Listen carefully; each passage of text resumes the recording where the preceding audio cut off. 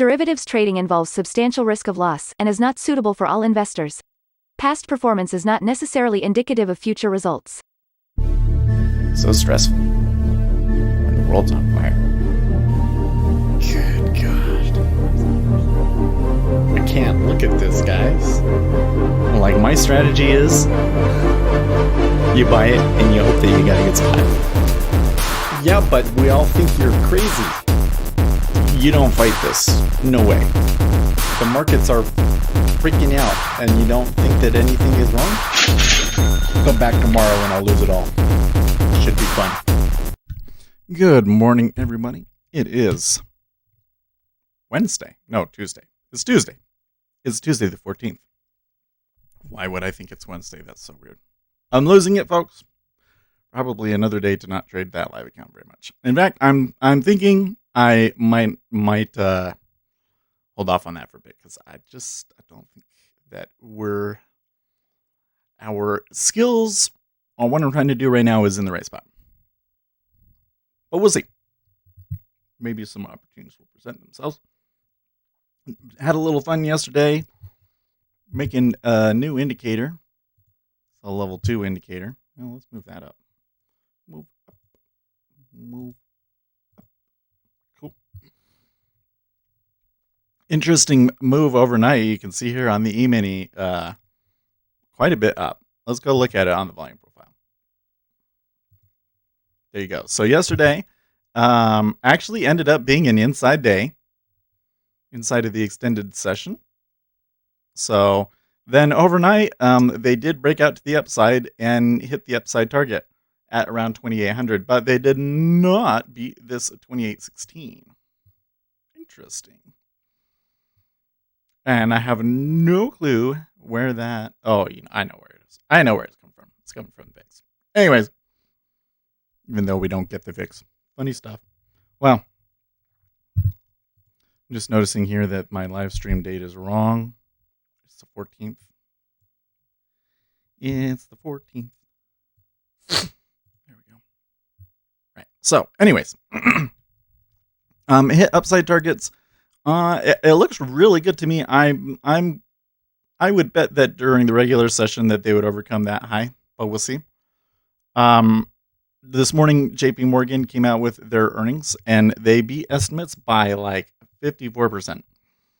So that just kind of tells you where we're at right now. All of the monetary macro stuff that we tend to look at is done and gone.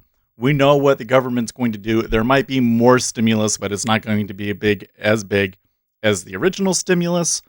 There's going to be a lot of debt. Interest rates are going to remain low for a very, very long time. But we will be the unknowns. Sorry, man.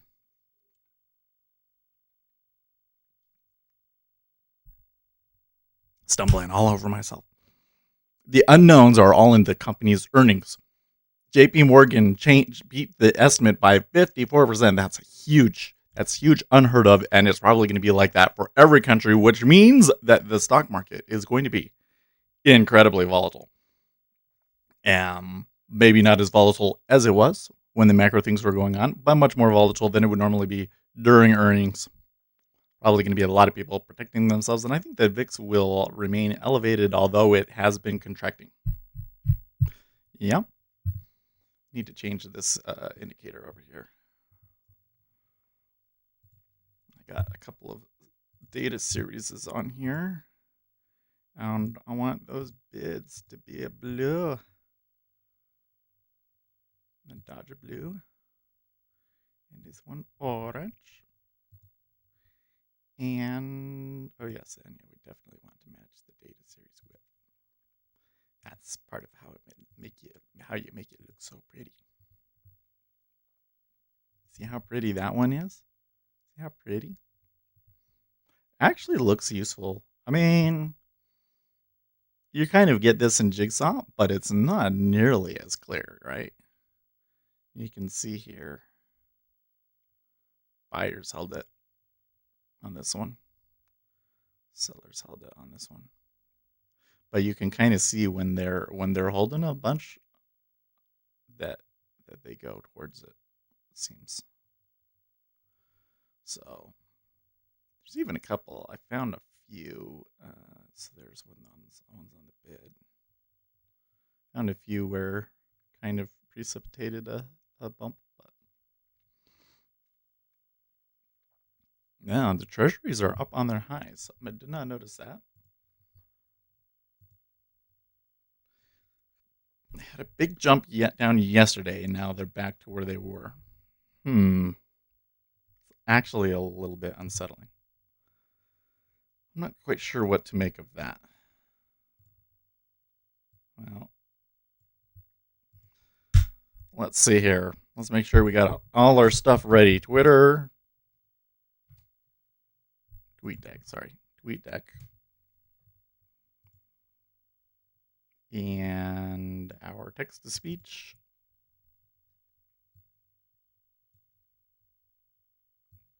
Oh, you know what? Another thing. Yesterday, I thought, even though the volatility is decreasing, I thought yesterday was a wild ride, and I'm starting to think maybe too many of you guys survived. Like, there's too many of us. We're doing okay. There's 7 of us right now. Normally, we're still getting up to 30 viewers a day. On a good day, we can get to 50 if I'm talking about something super interesting or something.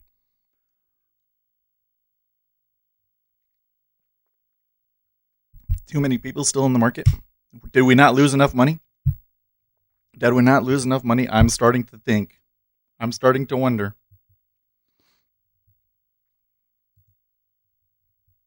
You smell when I'm stepping in?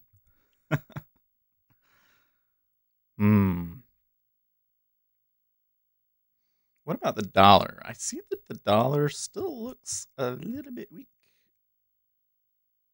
It looks like the dollar is weakening. Well, Gary told us that he thinks the dollar is going to go down to like 97.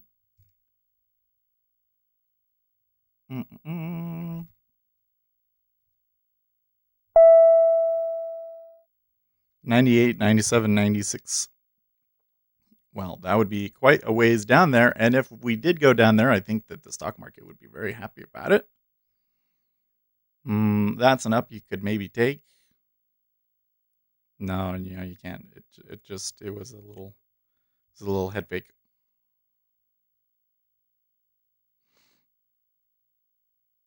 Yeah, I don't think you want to mess with that one. What about on the upside here? What was the upside look like? 1.2. Oh, it's pretty high.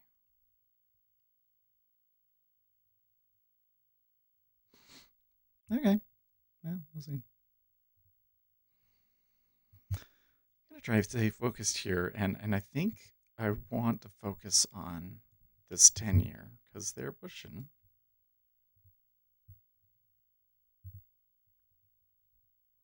But there's heavy resistance at like 08. So, like, this would be a good place. It would make a lot of sense to reverse here. RZH says morning. Good morning.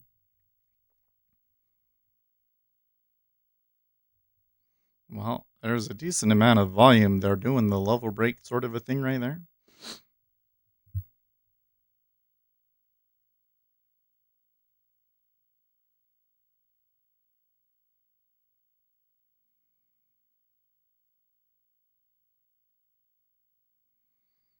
The question, though, is why is it moving up? Oh, and the knob spread is doing weird stuff, too. Knob actually going down through this, meaning it's flattening again. The 30-year went up much higher than the 10-year. Nobody wants to put liquidity up? Okay.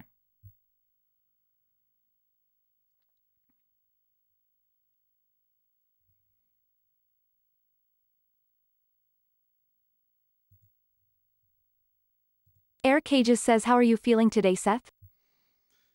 Well, I feel okay, but I've been stumbling over my words a lot this morning, so I'm probably a little slow. I feel yesterday that I lacked self-control. I feel very discouraged. Like yesterday, I had enough problems that I think I need to go back to the drawing board, you know? I don't know if it means that I need to just adjust how I'm managing certain things or if I need to do something completely different. Well, that doesn't look good necessarily.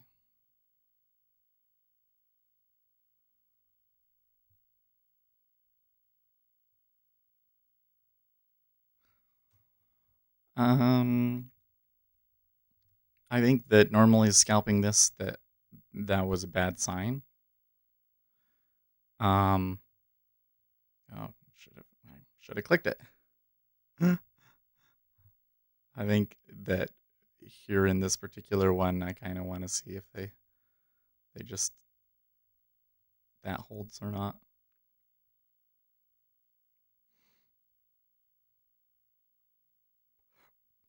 The E-mini does appear to be like trying to turn down.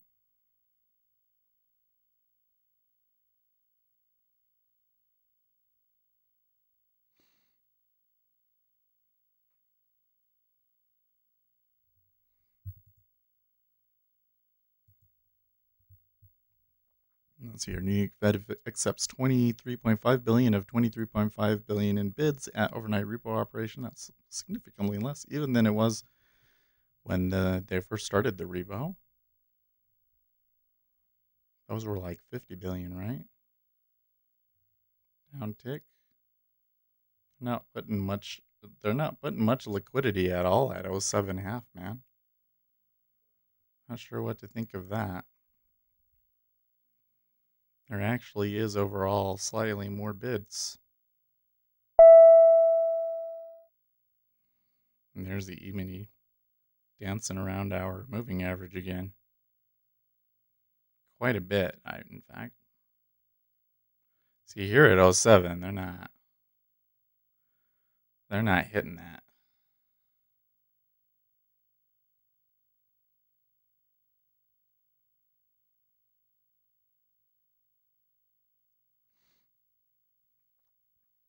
Boeing will release its financial results for the first quarter of 2020 on Wednesday, April 29th. The company will hold its conference call with shareholders at 10:30 Eastern Time.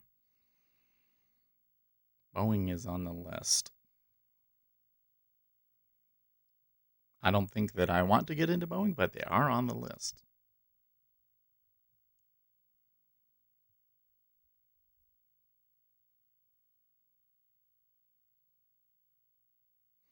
Okay, 600 now offer. That's a lot better. You hit into 07. Uptick.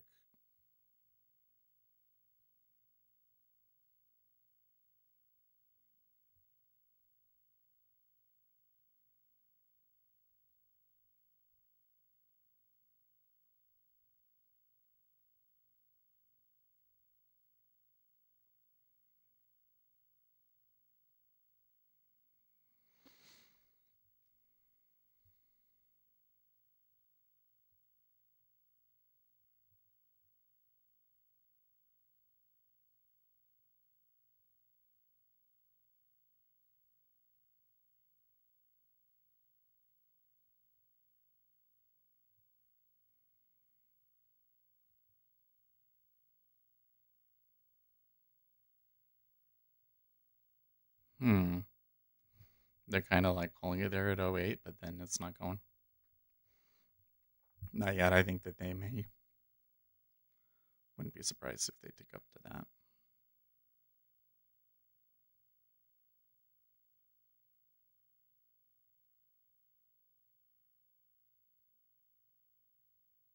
Okay, good stack on the downtick again.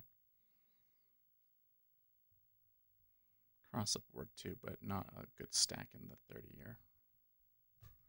Not yet, at least. Man, 30-year, 50 contracts on one side. That's so thin.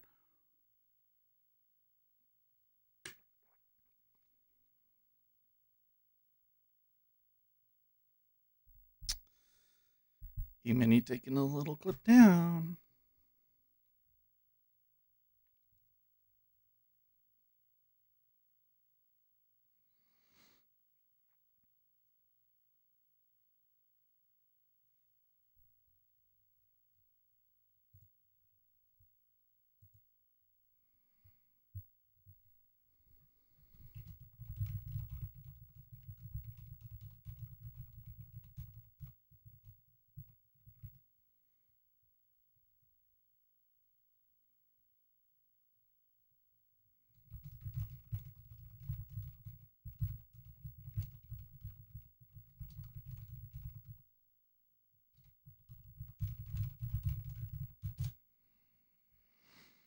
I don't know.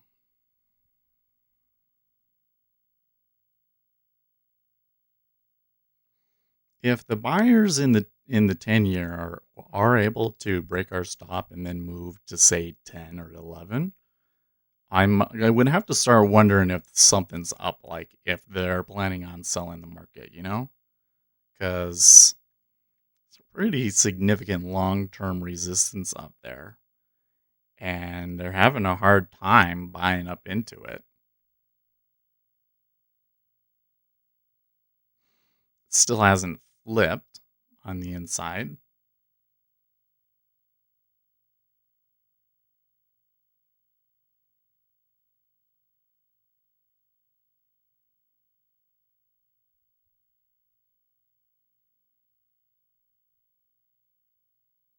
Yeah. Not as much offered that time either. And the 30-year not ticking back down. Oh, look, the 5-year ticked down to try and drag the 30. Could be. 30-year is flying high today.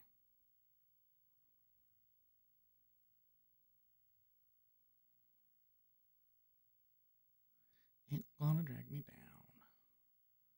He's fighting it. It's pulling a little bit at 10. Connecticut governor, no restrictions lifted before May 20th.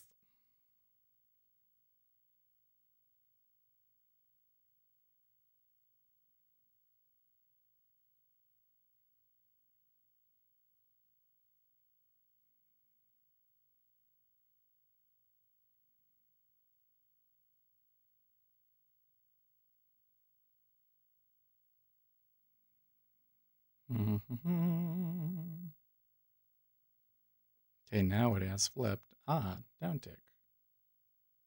Excellent.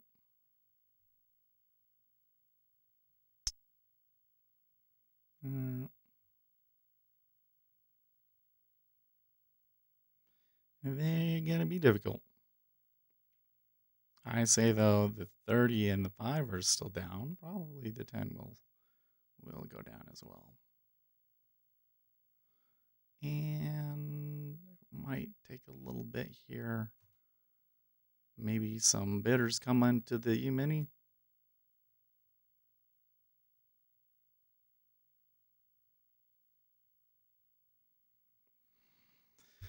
Well, it's an interesting spot, but let's reset that.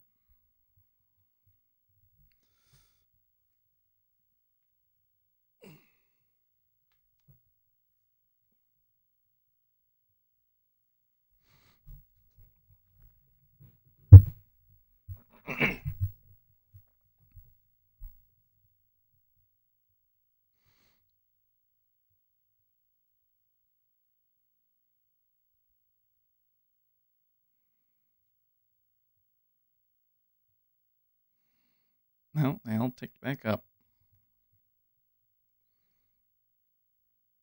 The 30-year just wants to go for it, man.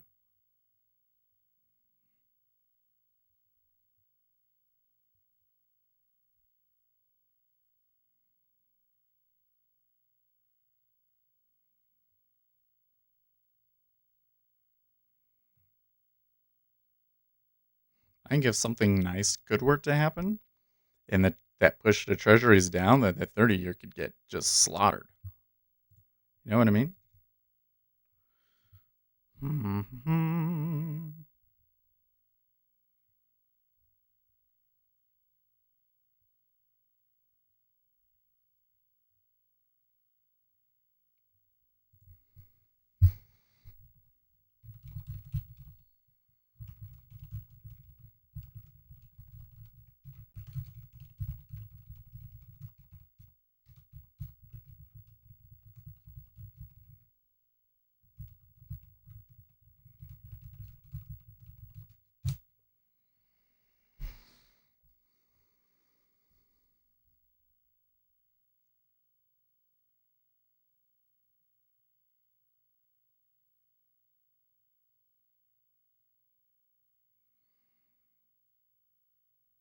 Well,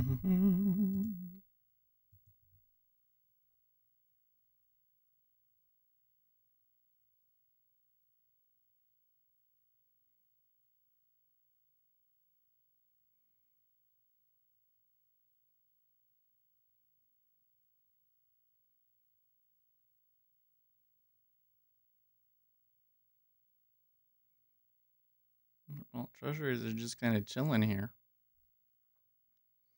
And there's the E-mini trying to pull a bid. Okay. 1600 to trade at 0.70 in the 10-year. Doesn't stay offered.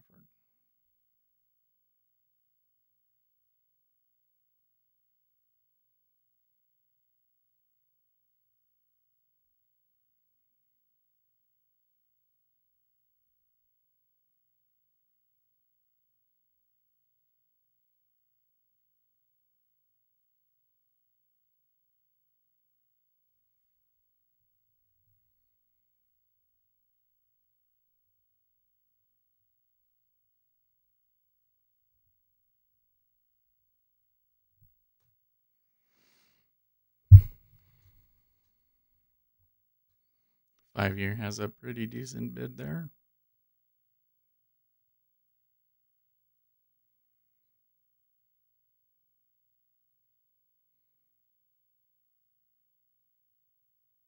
Down tick. Oh, they didn't clear it in the 5-year.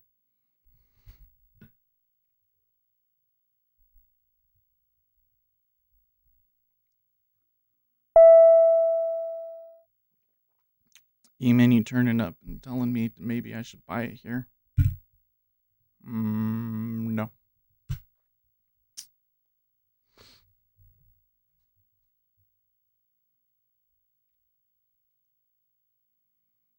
It's a little late for that.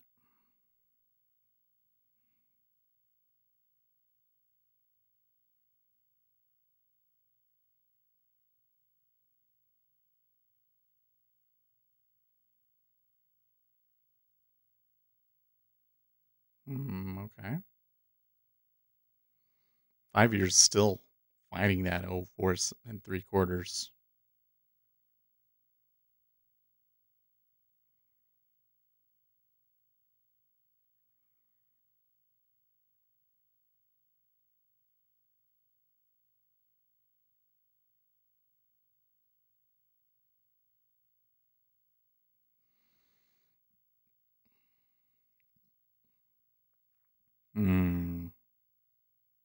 Like the 10-year is looking like, hey, they might even go into 0.6 but the 5-year cannot seem to go offer there. Oh, they hit it again.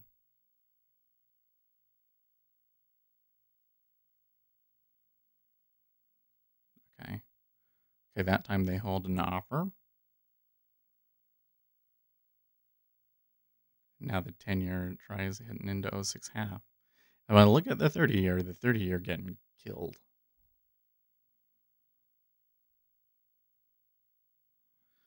And the E-mini going up. Looks like that last signal was a good one.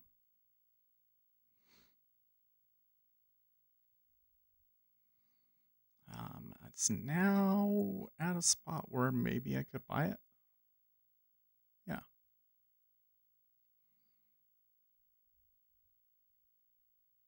Air Cages says this action is putting me to sleep. It's putting you to sleep? It's riveting. It's riveting, Erica. Didn't you see that 0.47? They tried to take it off for so many times. And finally they gave up. And now hitting into 0.6 in the 10-year. It's not super interesting, is it? You know what happened, Air Cages, was you all debated yourselves out. Right? You're all debated. Okay, interesting little stack there at 0.6.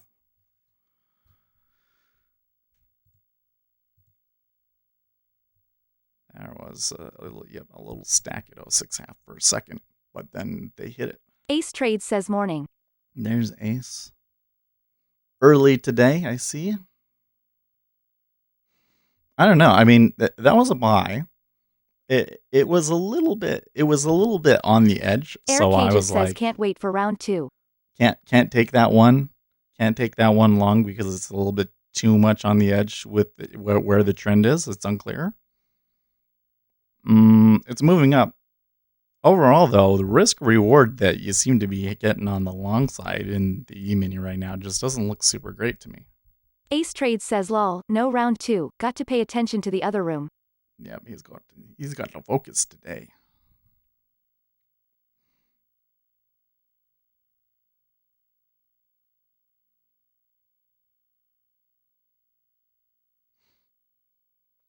I can see that the euro is gaining strength today, and the pushing the dollar down, and that appears to be at least part of this move up in the E-mini.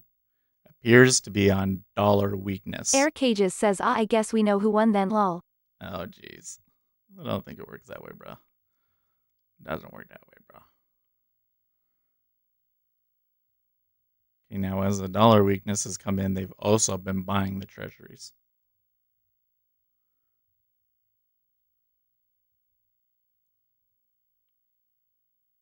Interesting.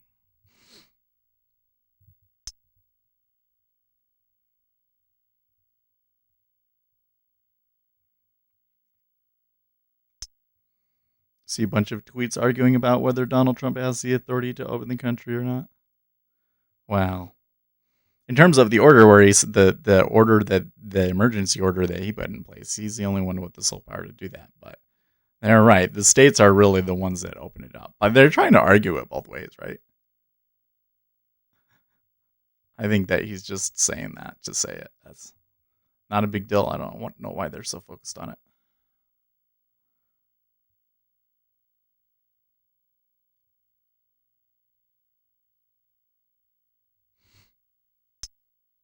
Okay.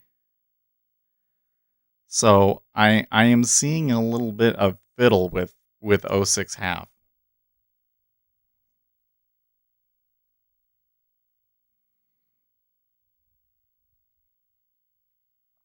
The book is overall still bid, but just slightly.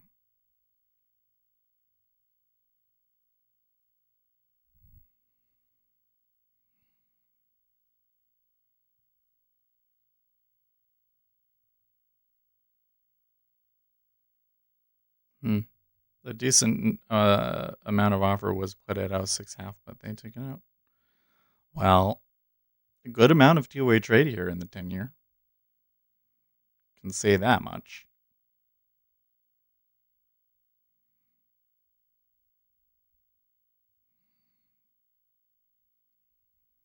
It's still pretty slow, so if we, I don't know how long we can range here before they decide to move it, and what they'll do if they decide to move it.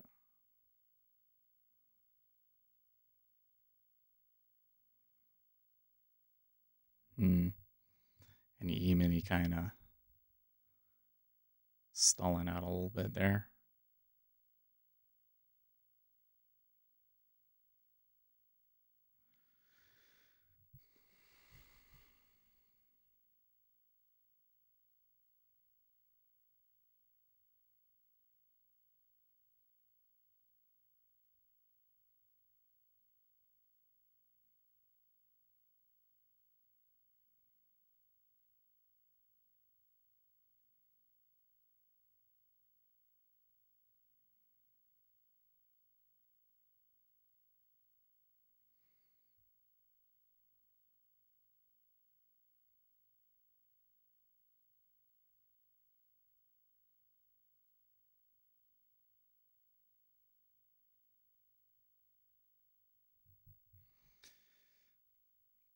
The 30-year did come down quite a bit.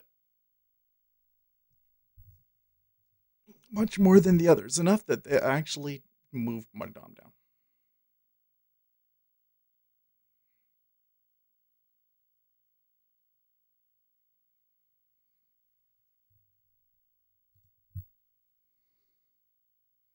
Algo Lover says Sunday 6:20 p.m. Algo Lover S buyers need to hold their pullback above 2,696 for continuation greater than 2,866 target. If 2,696 fails before trading higher, then anticipate a deeper pullback. Nerd face still valid. 866 is the target. So I had 840 was next step, but it's going to adjust here on the open for me. Algo Lover says from right here, if buyers sustain bid above 2,773, then 2,820 target. If 2,773 breaks before that target trades, then anticipate deeper pullback nerd face. 2820 seems more, makes more sense.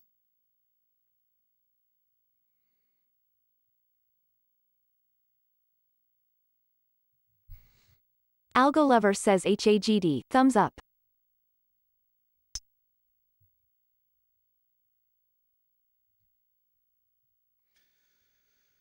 I'm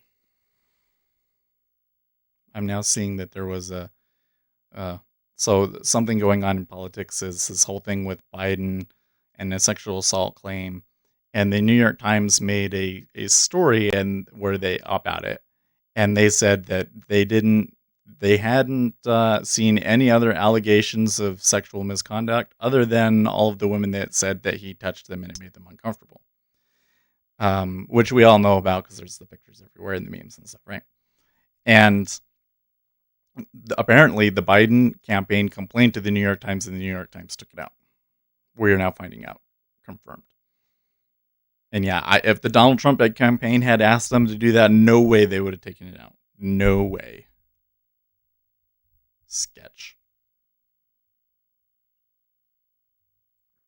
Yeah, that up in the mini looking real good. Looking real good.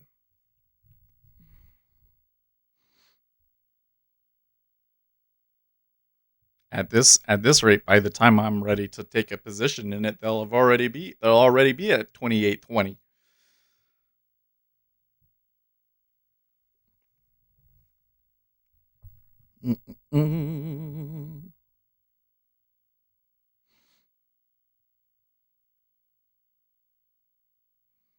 Now, interestingly enough, with that pretty strong impulse, Treasury's not really all that different. Well, there is, the bid is a little bit, sorry, the offers are a little bit thicker than they were now.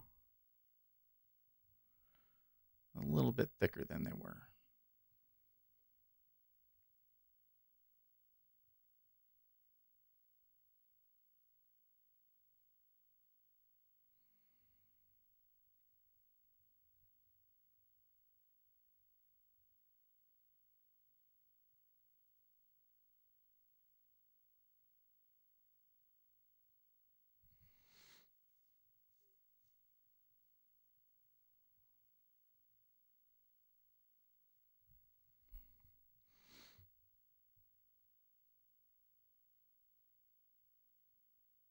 Okay.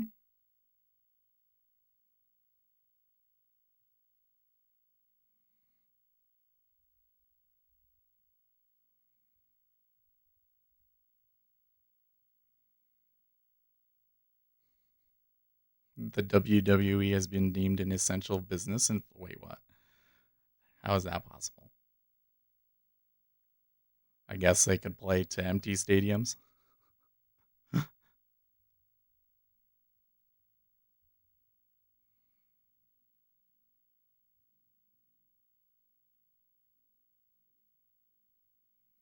Okay, well, they're able to trade back and forth across 07 pretty easily still, which is not exactly what we would like to see, but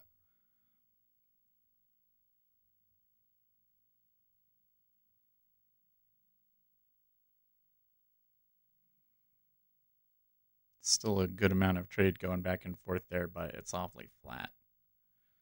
Overall, the volume in the 10-year has been selling, by the way, even through that strong move up.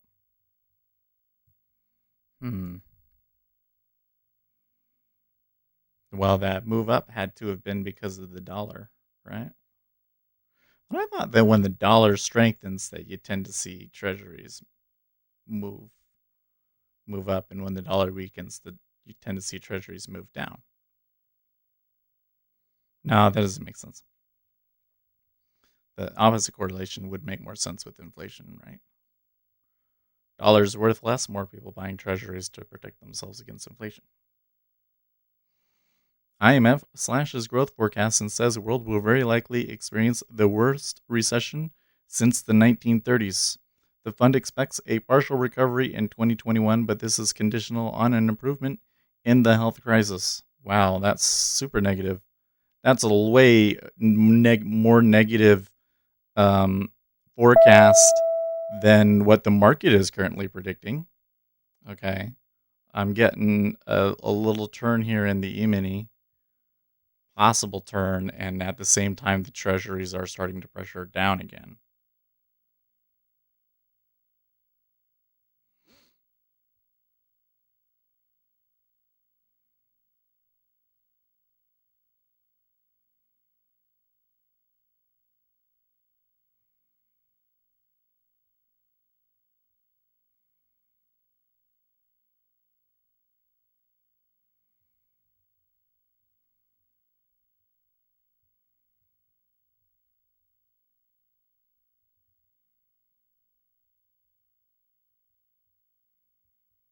Okay. Starting to get slightly more activity here.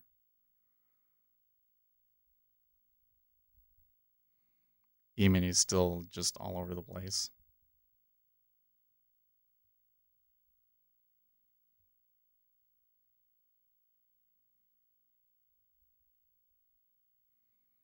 It did go off for a second, but not.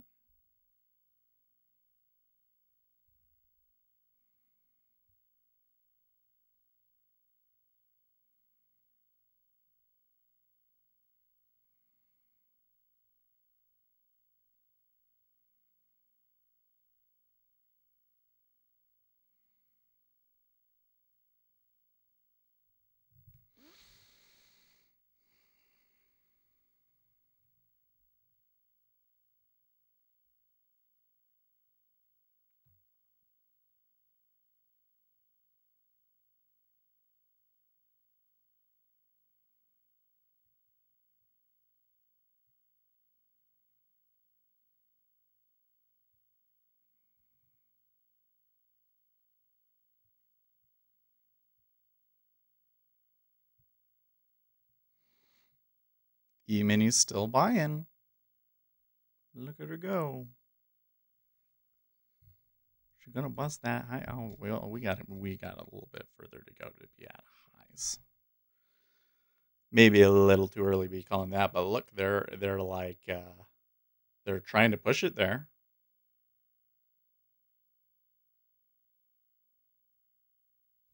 They're trying to push it there.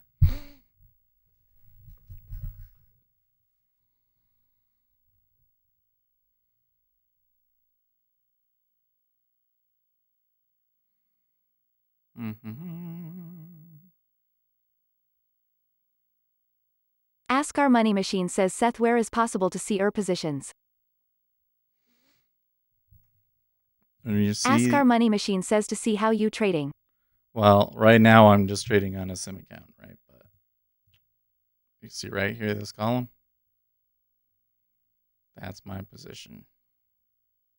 IDK says, what do you think about options? Options can be a really great tool. I would recommend using them more as a hedging tool. Ask Our Money Machine says, okay, great, thanks. You can hedge yourself and you can define your risk with specific, around specific events. I'm not a huge fan of, YOLO into all of the calls and hope that it works out. But you can do smart moves like that. I don't think that you want to scalp options. That's not. IDK says, I am long ZN lol, I am your counterpart. Oh, you're long? I've been short this one for a really long time. I have to say, it's acting well. I wouldn't say it's weird. The treasuries just look really slow right now. The volume overall is down, but it's not moving. And in fact, when I look at the cumulative delta lower right chart here, Look, overall delta through the whole session down in the 10-year. And yet price moving against that at points. So I'm kind of thinking that the market orders at the moment don't really matter. I think what we will see if I get my trade, we'll see it move a couple of ticks, maybe even down to our 030 with like on hardly any volume at all. So look at the 30-year. The 30-year is still going down. They're almost back to 178, which is kind of where they were before all of this. That would 178 even in the 30-year would be like balanced. Well, I guess maybe 02.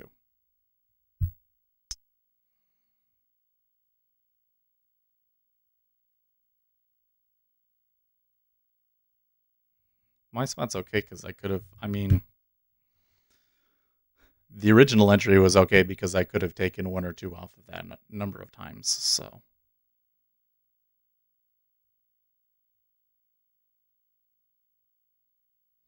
Jamie Dimon, we shouldn't think of back to work as binary. It will be regional and by company.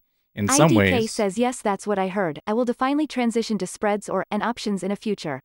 Futures outright is a great trading, but maybe too risky for the long term. in some ways, you need to get that done, but it won't be in May. You're talking June, July, August, says Jamie Dimon. I think he's right. Wow.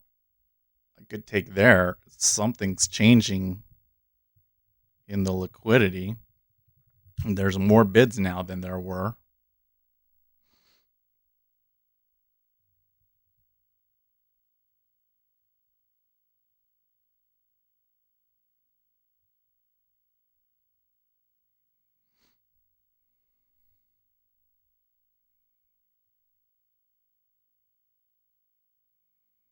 They might just pull the lid off of this thing.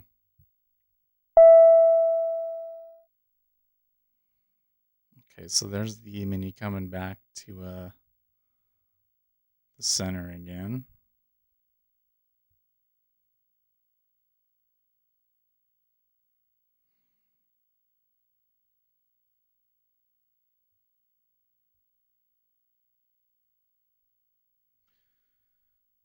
JP Morgan economists have GDP at negative 40% in quarter two and unemployment at 20%. Company says it will further build reserves.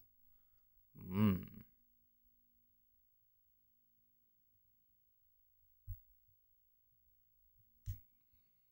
the market is up on the JP Morgan earnings, but everything that I'm seeing them say coming through on Twitter doesn't sound good. Market not really reacting negatively to it, though. The treasuries did tick back up here. IDK says the negative correlation between S and treasuries is not active since this crisis started. Yeah, it really hasn't. I've noticed just a tiny little bit of correlation, but not a whole lot. I really don't see a correlation with the treasuries and anything right now, to be honest. I can't explain it. Ace Trade says at IDK there has never been a correlation. Oh, there's definitely a correlation, Ace. There's definitely a correlation. It's about on average a 0.7. It's like a 70% correlation. Opposites.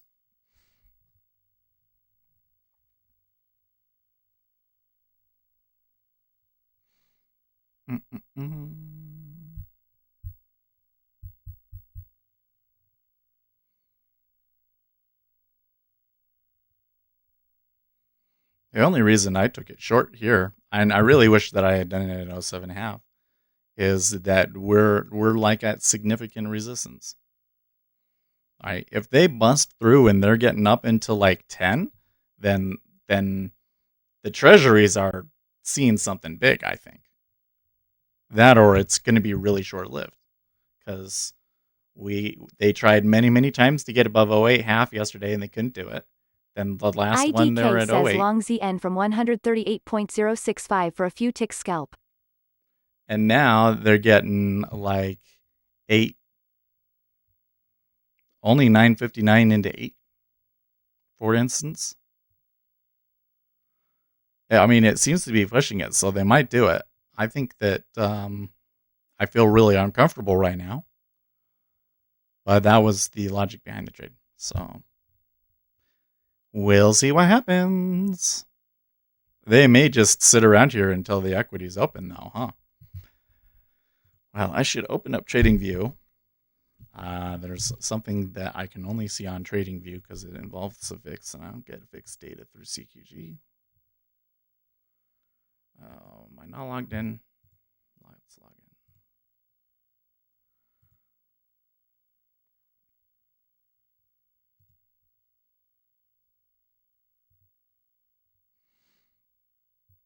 We'll see what we get.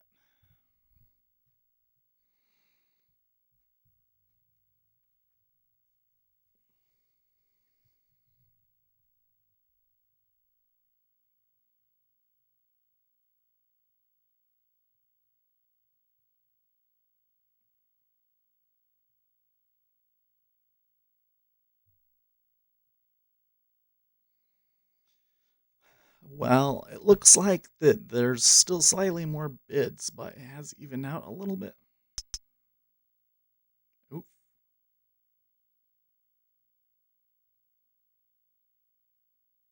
Oh, that's interesting. He pulled the bid, and then they put some at us. Oh, that's interesting. That was a real head fake.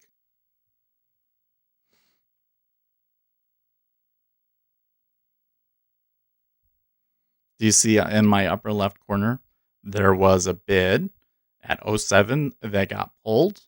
And then when 07 went over, they pulled an ask as well. And now they're hitting into 06. But volume there.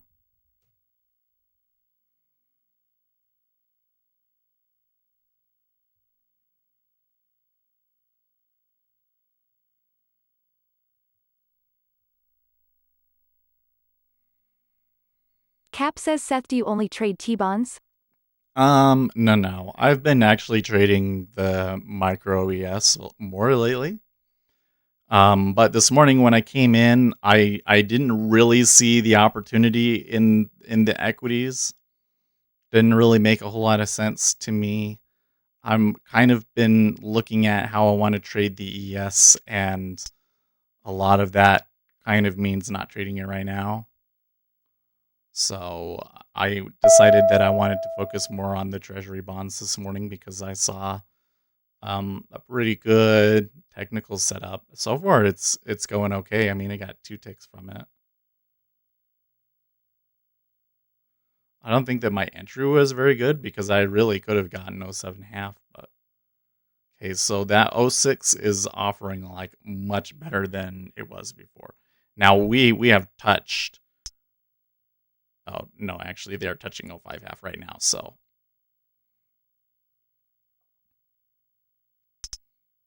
Whoa, what? What? They traded 04.5. They traded through 05, and they traded 04.5 10 contracts. What? But then immediately flipped back up. IDK says, what was that, lol? I don't know. It looked like somebody hates you, IDK. That's what I would be thinking if I was a long man. That was because it is. I mean, I guess the treasuries have kind of been doing this sort of stuff lately with the low liquidity, but that was really wild, right? And it's not like they didn't trade in any volume at 05.5 either. They traded 1773 there, which is decent. But to just trade that 1,000 and then 1773 just like that is really weird. Air Cages says, so slew. Well, they ticked back down. I don't know. That was awfully fishy, huh? I don't know if fishy is the right word, but that doesn't happen very often.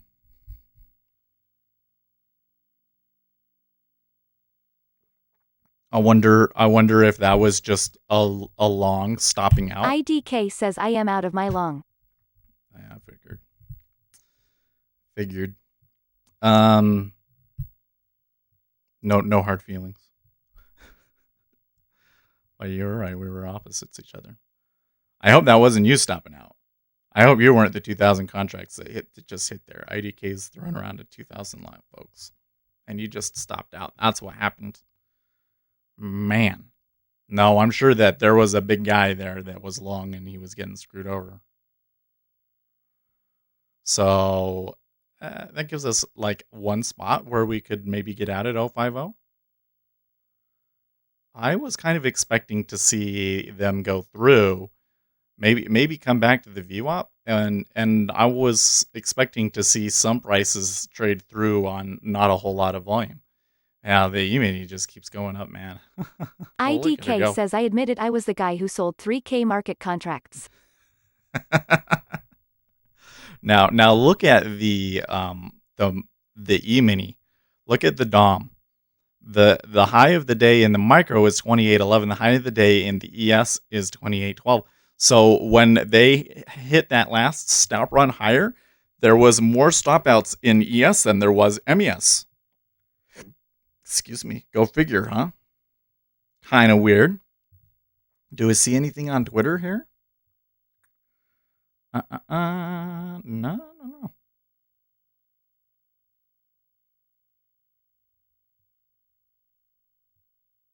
Okay, well, now there's only 956 there, so I'm would, if this was live, I think that I would be okay to stack it there. Nobody will notice.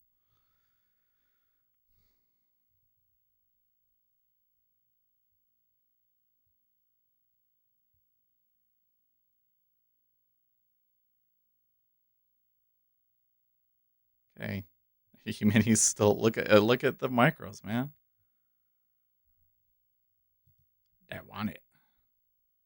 And look at the stacking and pulling column is just like really throttling him right now.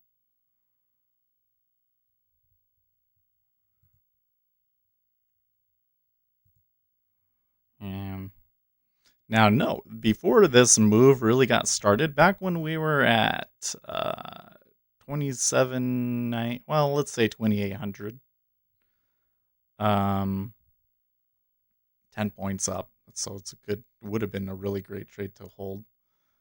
But before all of that, they were selling it. So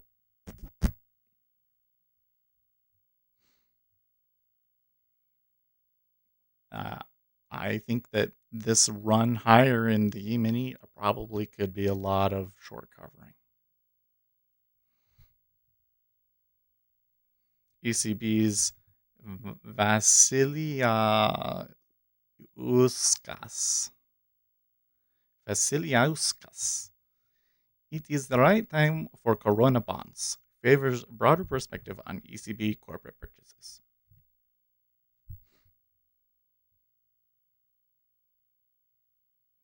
There's a lot of Italians on the ECB board, isn't there? Which is not what you would expect. Not what I would expect. When I think of Italy, I don't think of financial prowess. I would have thought that they'd all be Germans. 04 not staying off.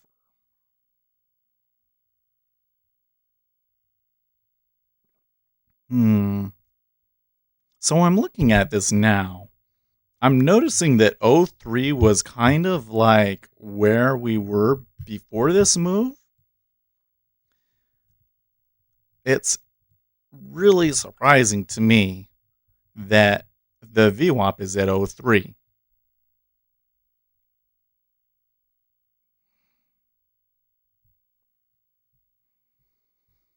Right now, they're kind of teasing me and saying, oh, we're not actually going to go down that far.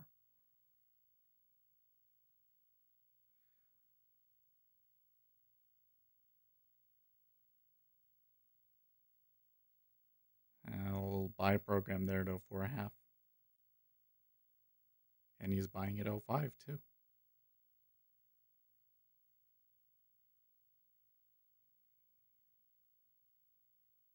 IDK says machine gun. Yeah.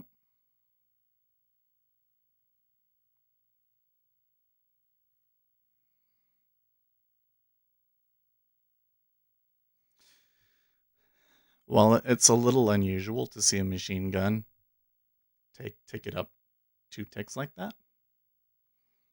When I've seen machine guns in the past, though, I haven't found any edge in watching them.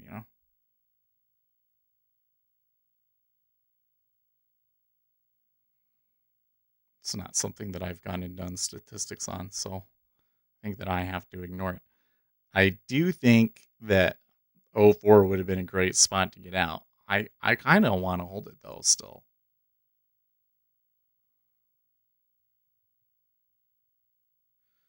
Now through all of this, as the treasuries have been coming down, there was a little bit of move in the currencies.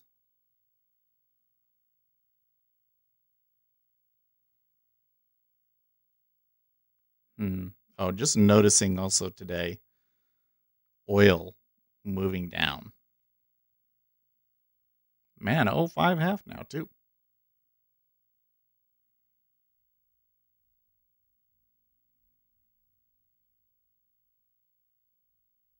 Well,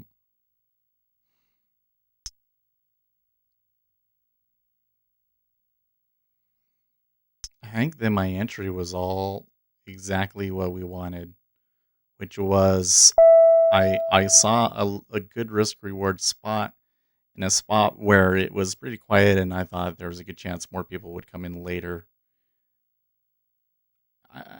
I think they did. Yeah, I think they kind of did, but the move down seems a little disappointing. And there could be further down, so I don't know. IDK says wouldn't it be better to enter with more size and scale out? I like just to do one. I like to do one and all in, all out. Okay, it still looks like it's offers.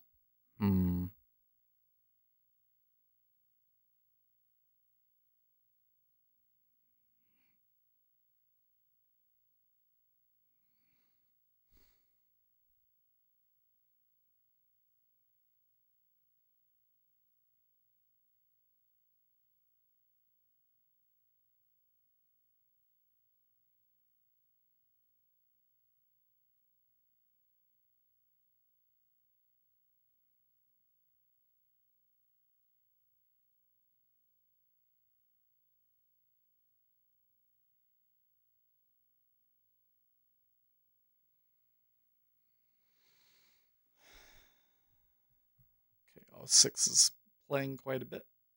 Quite a bit of play in 06. Air Cages says what's your YouTube goal for 2020? Well, I would like to be at 3,000 subscribers.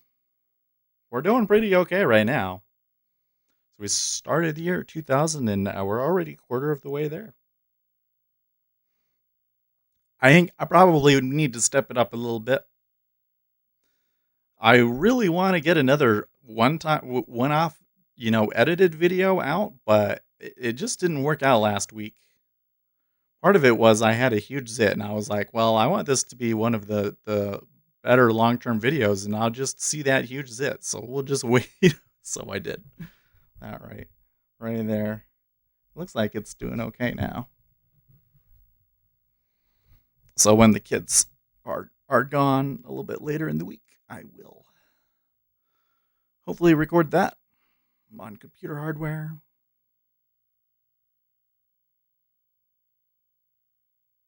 Air Cages says you can cover up sits lol. I'm not going to do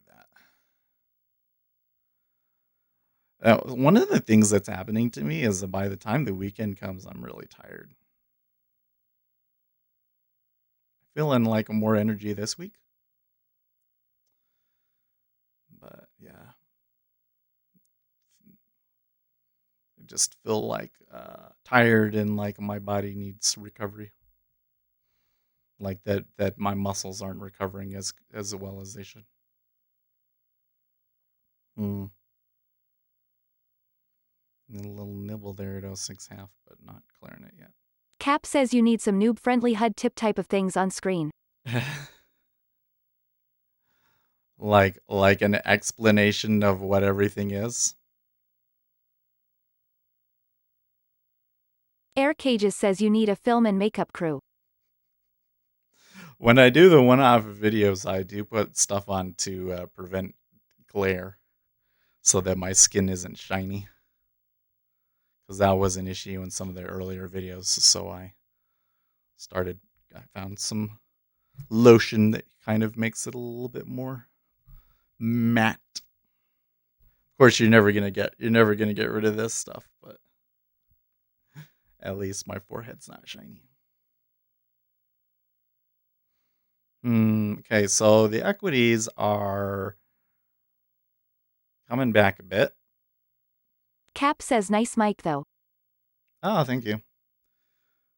I looked long and IDK hard. says try the CL ladder, is calmer than the S those days. The CL. Yeah, you know what? Well, Ace has been trading CL. I don't know. Well, they're back to my original entry. I cannot believe that they got that far, and maybe I shouldn't have been looking for 8, but I don't know. This happens to me before in the bonds all the time. It's like I got the move, and then when they went like really down and they hit the 05, and then they did another little clip further, I should have been looking to take it off at 045, 04 half 04. I think this particular situation, it came up a lot faster than it normally would, but so understandable that I screwed that up, but could have done that better.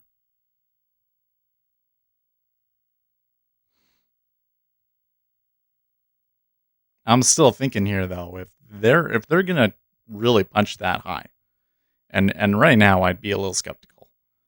There's still a good chance that they just turn back down again, and if they turn back down again, they could get below 02. But if they don't, if they decide to punch the high, then you have to start wondering, okay, what's going on? Because they're breaking a pretty significant line. IDK says long again at 0.060. A really significant line up there. So I really only see that sort of a thing happening if people were planning on killing the E-mini today, or about to the open. We'll see what they do on the open. This might get a little rough.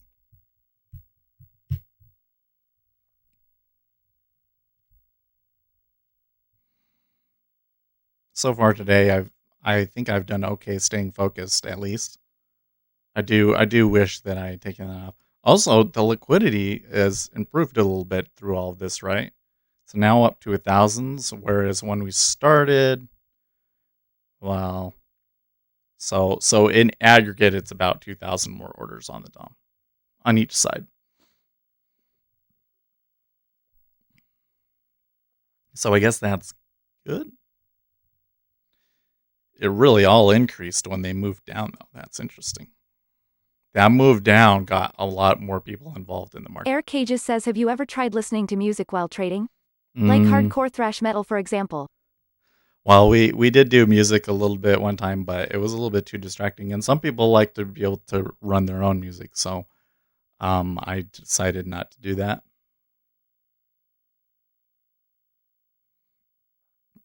So I didn't want people to have to mute it, I think that you should be able to turn the YouTube on. You can hear me if you want to hear me, and then you can start your own music.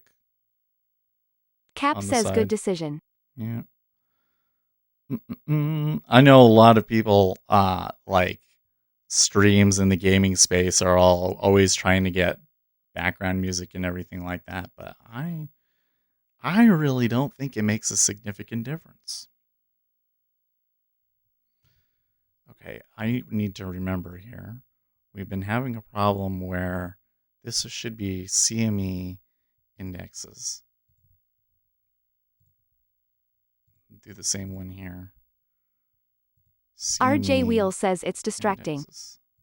Yeah, it would be distracting. So. Okay, so now when we get the open, it should show me where the open price was and reset everything, which is what I would like. Easier for me to tell where we were, where that open is. IDK says, Seth, what does that spread button means in Jigsaw? Spread button in Jigsaw. Not sure where you're talking about. I don't have any of that on my thing. Are you talking about in the where is it?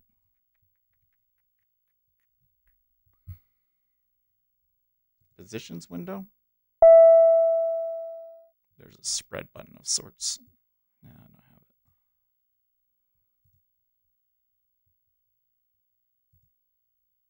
have it. IDK says when you press the Hummer. Air Cages says you should play some of the tracks you've produced. You could market it as trading music. Makes you more profitable. IDK says the second window.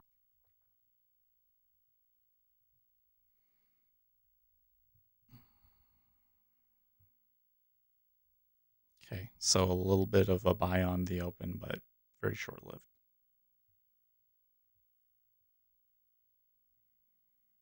And then the sellers come in hard. Back to 2,800. Oh, they're really pushing it hard.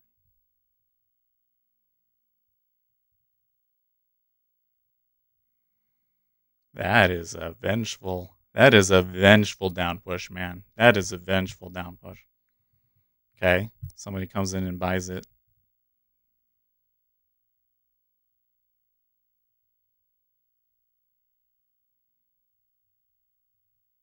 Air Cages says we crashing guys. We crashing guys. I don't know about that.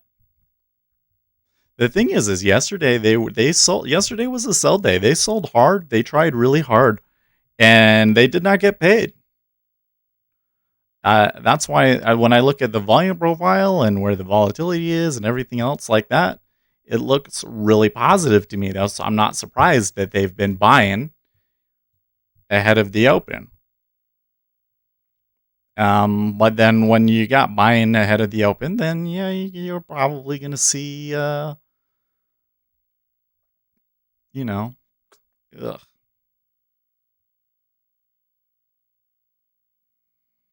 When you see buying ahead of the open, you're probably going to see a lot of it go the other way on, They try and wash out weak hands, I guess. Okay, well, then now they're putting 1,000 at 07.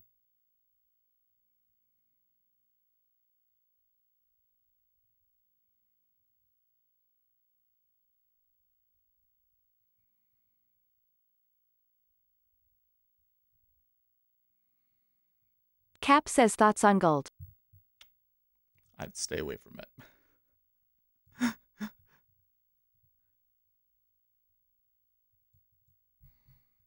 Just gold just has not been a very safe trade right lately. It's been doing crazy stuff. People have been getting margin calls, and Air Cages says safe haven. the whole gold safe haven trade doesn't make a whole lot of sense, because people would buy gold to protect themselves against inflation, right? What inflation? What inflation are you talking about? Seeing like the exact opposite, right? We're having deflation. People don't have money to buy things. Gold, guess what? It's a thing to buy. And ergo, it hasn't been a great trade. It has gone up at points.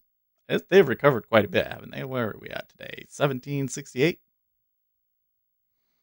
I don't remember where they were when they had that huge crash down. I think that we're probably above that now. But IDK says, what do you think about Bitcoin in the long term? I think that they're overbought. Air Cages says trillions of dollars in quantitative easing sounds like inflation to me. Nope. It's not. See, there's the thing that causes inflation. There's a bunch of different things that can cause inflation, but one of them is aggregate demand outpacing aggregate supply. Is that what's happening right now? No, because there's no demand, right? The Federal Reserve basically knows what all of these properties are and prints just enough money to keep the currency stable. The whole point is to keep prices stable. So what you should really be thinking is, okay, it took them trillions of dollars to keep prices stable. That's how bad of a crisis this is. But they balance the equation out. Prices stay stable. You don't get hyperinflation. You know what sort of things would cause inflation? Rising wages. Like say we started to raise the minimum wage and Air Cages attached says it money to printers go burr burr burr. inflation. Attached it to inflation so that it always goes up. Huh? IDK would says do it. ha ha ha ha. Okay, so there's the buy side. They're back above the open at least. So we'll see how well they do. They're making okay progress. I think they're doing okay. Treasuries don't seem to care. That correlation is just not there, is it? They're completely disconnected. Okay.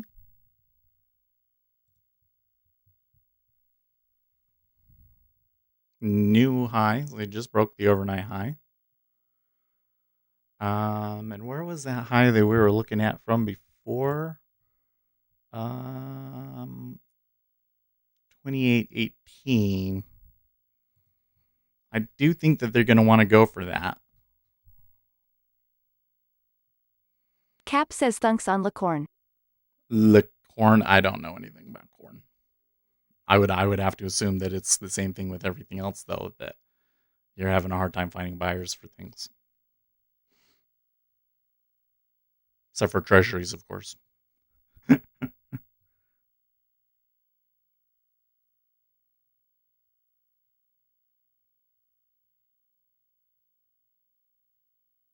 Air Cages says he means Bitcoin.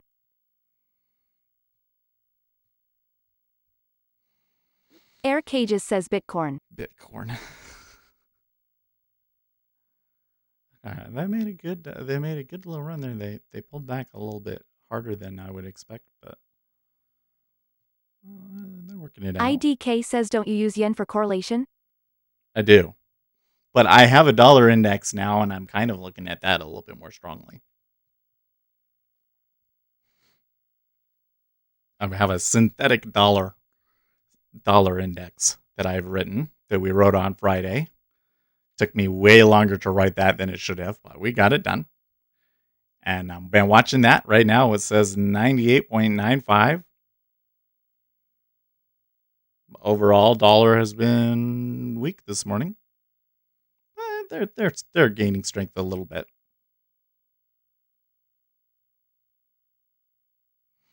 IDK says I think CN is getting ready for a nice breakout. Okay. I'd be interested to know why you think that.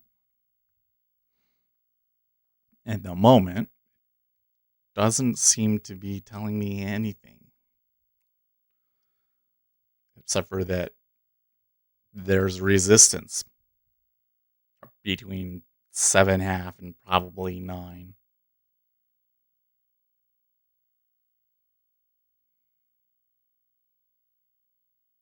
And when I say resistance, that has absolutely no probability of telling us whether we'll go through there or not.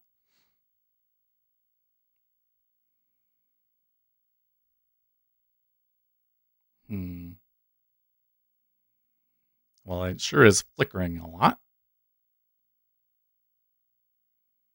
IDK says as I see it, I see very strong aggressive buyers and passive buyers holding.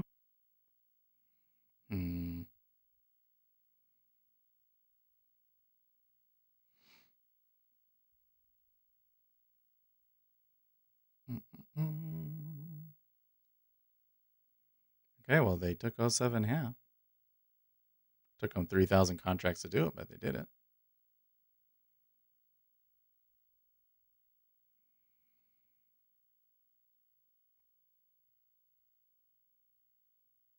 E-mini still looks like a buy.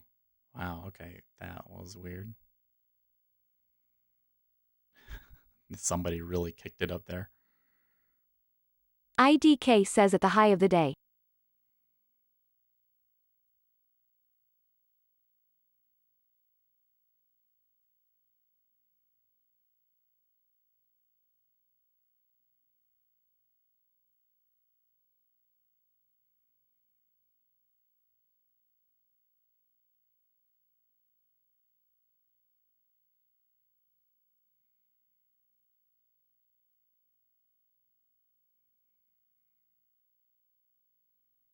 Tick is still positive.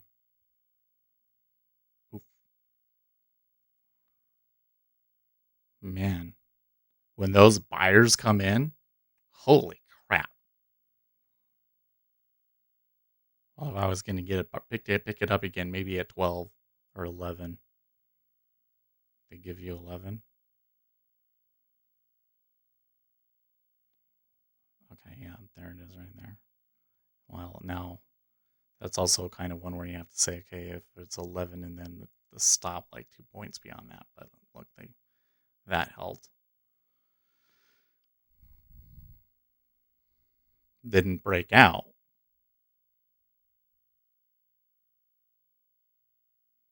Okay, there you go.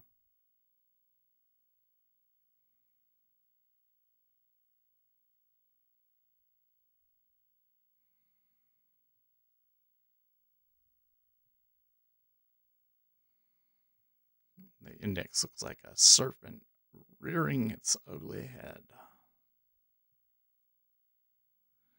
07 half did go bid again. That one was pretty easy. Only 290 contracts that time. IQM says ZB heading to 178 to 16 area. I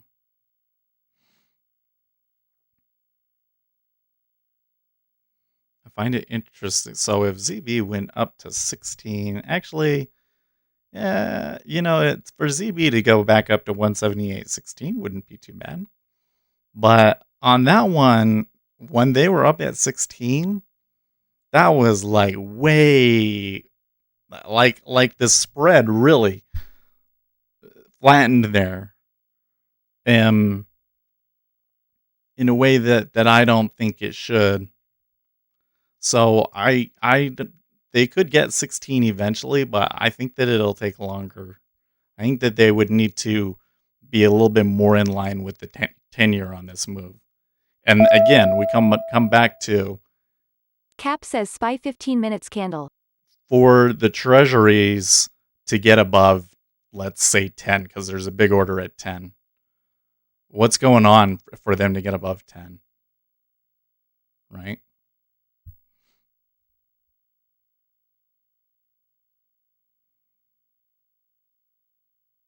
I think though it looks like I'm gonna eat this one.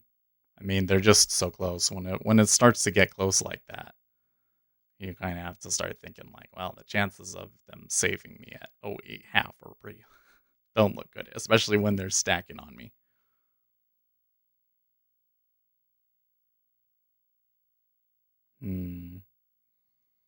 Well, the E-mini is trying to make another little push. I think that they'll do. I think they will. I really think they want that 18.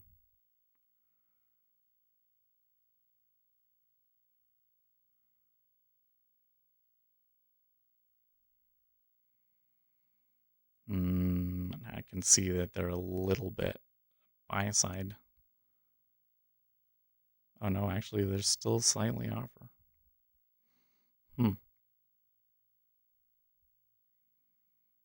It's so close though. It's so very, very close.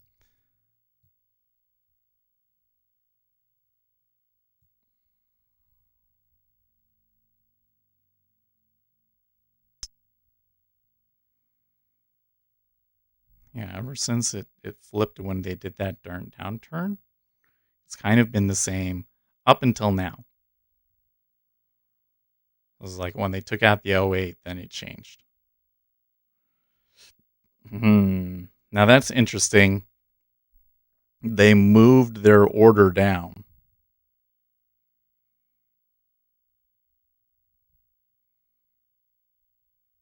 When did they move the '09? Do I see it? I don't see it. There was definitely more on me than there was at '08 half. I guess maybe I was 12 and this was 10, and now this was 16 for a moment. Here again, I don't see it as like a one big one. IQM says you talking lets CP do its magic. 5 hours still to go. He pulled it. Yeah. Let's see where they got you for 5 hours. If you're looking at a 5-hour time frame, like that's way beyond what I'm looking at. What I'm looking at, rather. Yeah, I really should have taken that '04, like maybe when we were back up here, I should have said this. I think that I just kept thinking, oh, I'll hold it. I don't know what I'm thinking. That's not normally the way I would trade it, is it? Well, are they going to bust him? But nobody's hit it yet. Oh, there it is. Oh, how did that one? Oh, yeah, because it was just a straight stop, I think. Okay.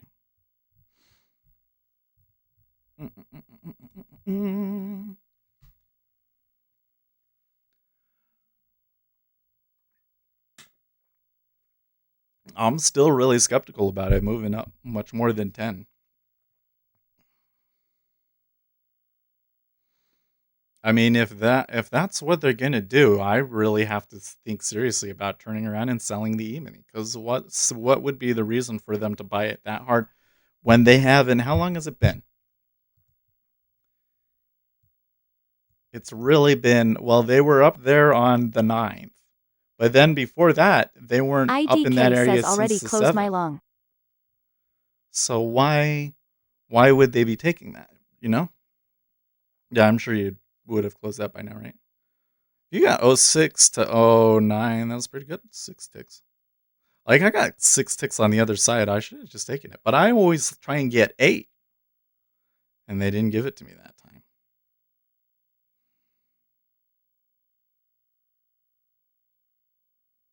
But you gotta wonder. And I guess perhaps another thing could be the buying in the ZB could be supporting the stock market. Could also wonder, we did see that machine gun back there, right? I said I haven't noticed a real edge with the machine guns, but at least that time it did move up.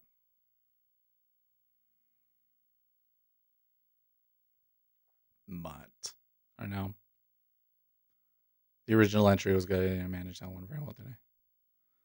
But that's better than it's been for me in the 10-year lately. I know, like they're really making it look like they're gonna go through 10. I just don't know.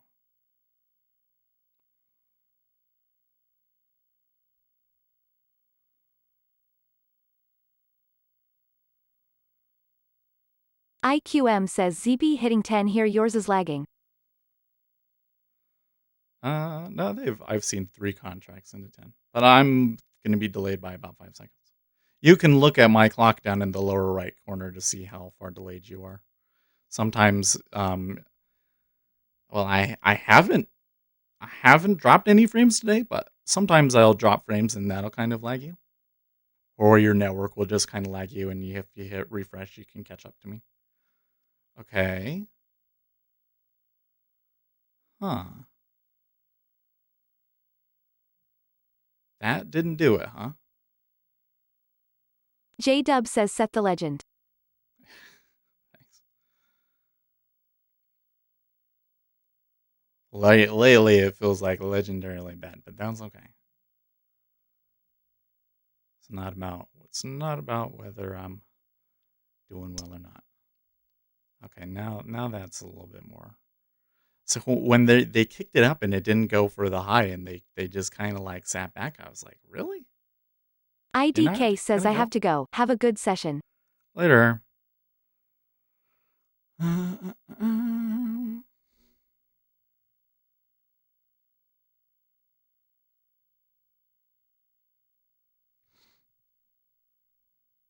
This really is strong resistance here in the 10-year. Like, they really don't want to hit it. Well, I take that back. The 5-year wants to go. The 10-year not, though. Look at the 5-year pulling it. Okay, so there's ES going for the 20.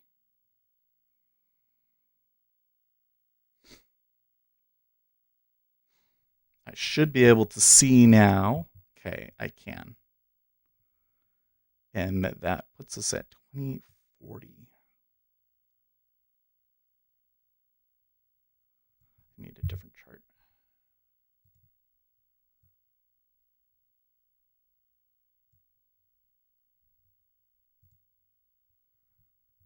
$28.40.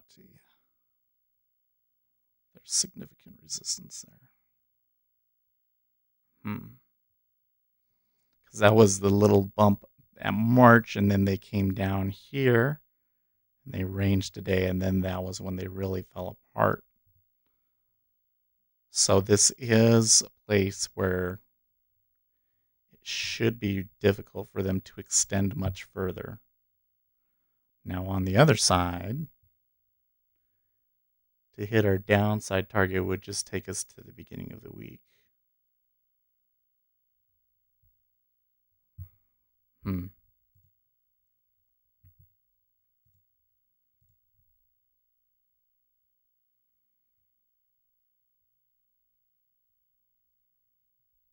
well, if it turns out, I'll take it. RZH says, did you play any new games recently? You guys in Discord were telling me about Village of Salem, so I played that a little bit. It didn't hold my interest for too long, but it was a fun game. I know started to notice the games were going the same way every time, and that people are just dumb. So it seems like most of the people that are playing it are only play it like that one day and then they give up. Cap says play League. Play League of Legends? Yeah, I was playing League of Legends for a little while, but that kind of got boring too. I don't know. Lately, I don't think that I'm depressed or anything, but like my enthusiasm to do the things that I was maybe excited about before, it's just not there. I get done with work, I go and I work out, and then I'm like, well, I don't really care what I do with this time now, so I'm just gonna hold the baby. So that's what I do, is I just hold the baby. Air Cages says play a real game. Like Counter-Strike. Like Counter-Strike. Well, there's that new Valorant thing is out. Well, not out. It's in beta, and that's all over Twitch. And I watched that a little bit, and that looked boring as hell, too. It's supposed to be like Counter-Strike. Man, I drank a lot of water today. What the heck?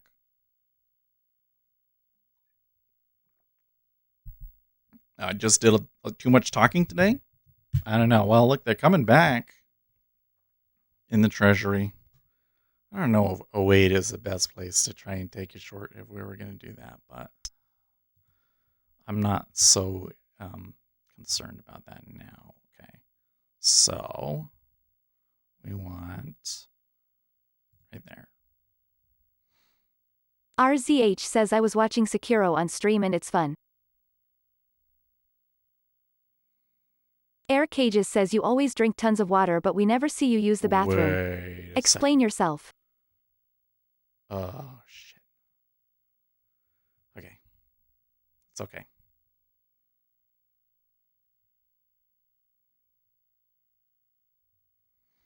Don't worry. Don't worry about it.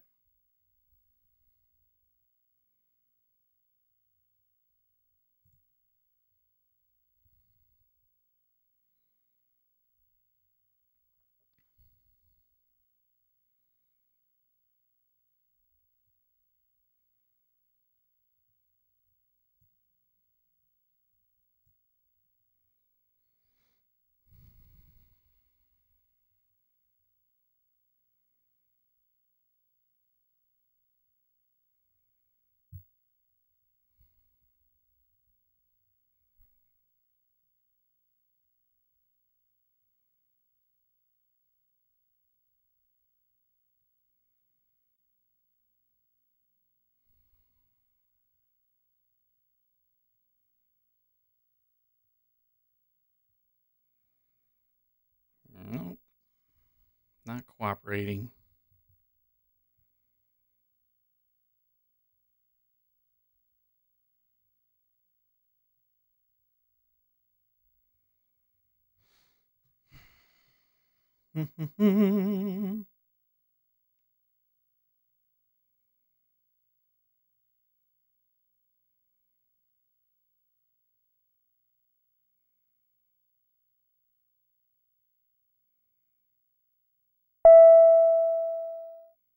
Okay. RZH says air cages. I heard battlefield. Air cages says we never see your legs either. Do you have legs or just a floating upper body, Seth? I showed you guys legs a couple of days ago. What are you talking about? You were there, Air Cages. You know. I'm not doing that again.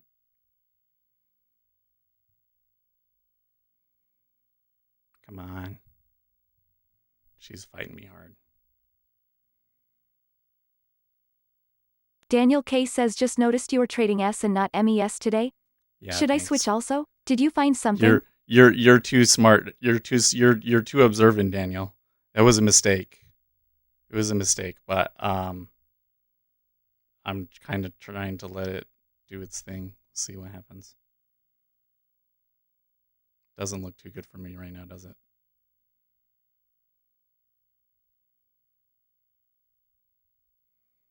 Doesn't look too good for me right now, does it?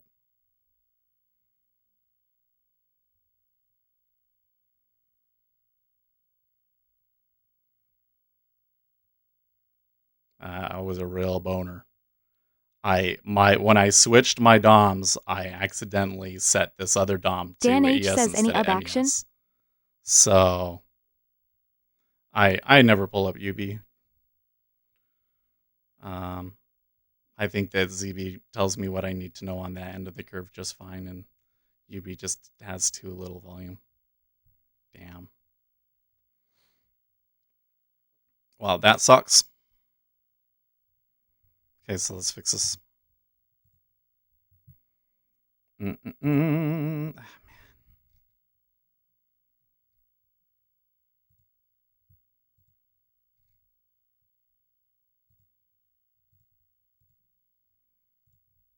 All right.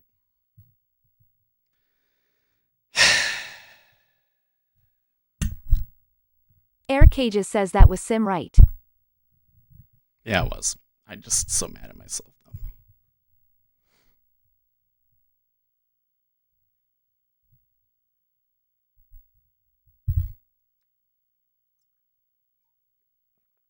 Shouldn't be happening.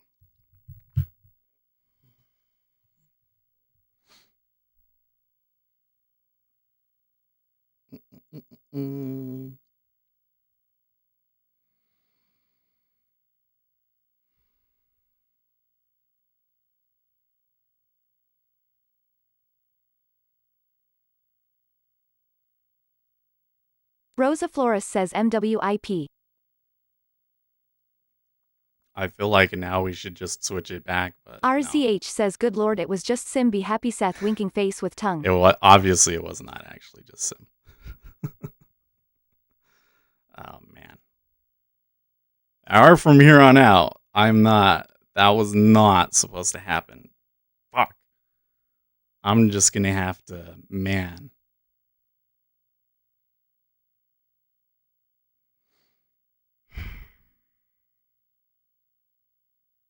It's okay. Be more careful next time. Air cages says Seth is more upset over Sim trades than live ones. Lol. I get upset over the Sim trades too. I mean, it was a sell, so obviously I shouldn't be upset that didn't work out. But just for once, I want something to work out, and lately it just never does. You know, it just never does.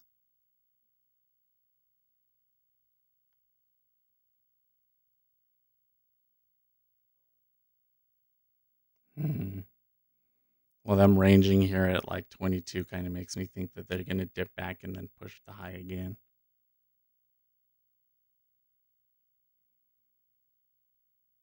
Yeah. Well, that run was a little bit more extreme. Air Cages says you will always get losing streaks. Nothing to get upset about. RJ Wheel says it's healthy to feel sim pain.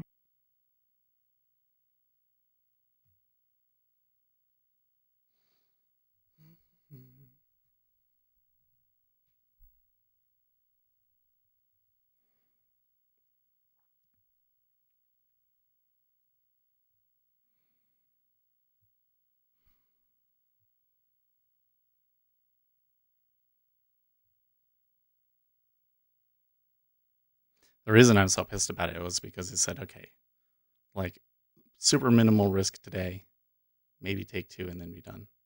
And then I end up taking one in the E-mini on accident. Fuck.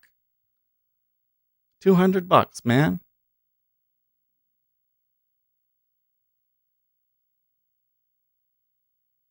Air Cages says you have to be totally emotionally detached from losses and wins to remain sane. I'm just mad because that money is not going to be made back up.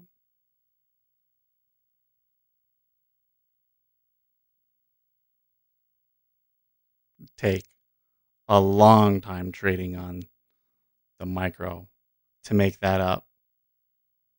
And, man, well, coming back up on my trade, so I guess we will try like that.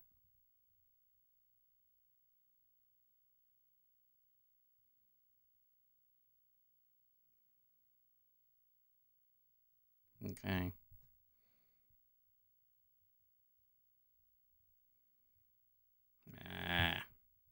Air Cages says I'm confused. You just said it's sim so you didn't lose any money? No, it wasn't sim. The ES trade wasn't sim. It was a mistake, and it was the live account. I'm finding out.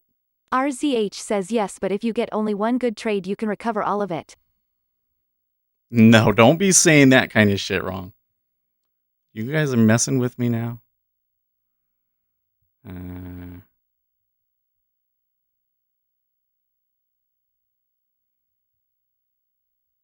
This one is not turning down like I wanted.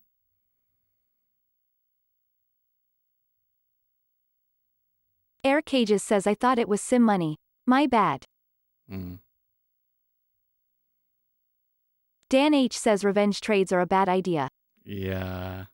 Well, this isn't a revenge trade. This is the same setup. We're trying the same setup again. I don't know if it's a good idea or a bad idea. RZH says yes, I heard it was sim too. Okay. Well, because I lied at first. Duh. So I felt stupid. Can't believe that fucking happened. Air Cages says not unless you make a killing and make it all back in one trade, baby. Like, the thing that's so dumb is that by the time I realized that it was on the ES, I was already down like $100. Can you believe it?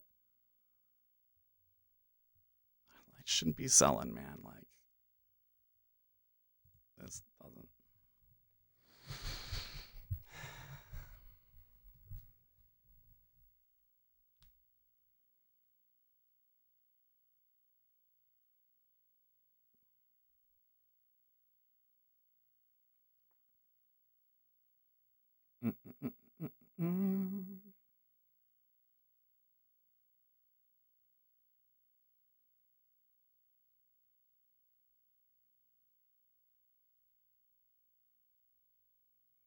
That last one really looked like exhaustion, but it's not. Air Cages says the cost of human error, unfortunately.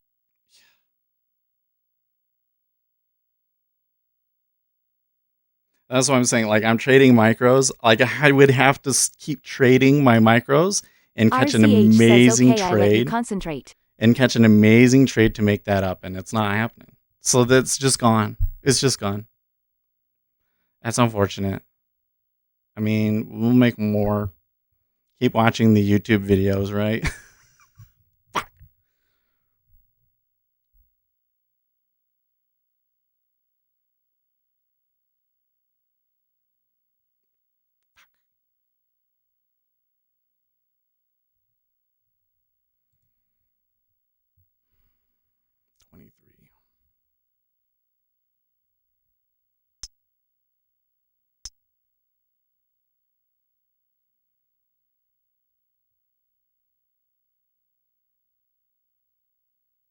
Air Cages says this is just going to be a blip long term.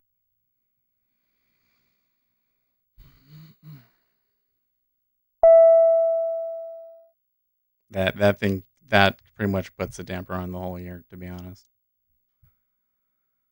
And the problem is that what we're doing right now doesn't seem to be working too terribly well.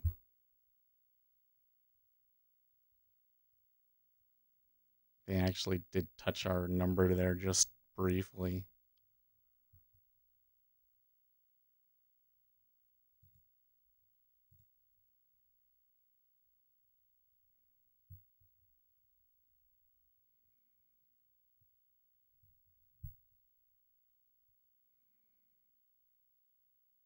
Air Cages says don't tilt. I was okay, I switched accounts and everything. I'm tilted, for sure.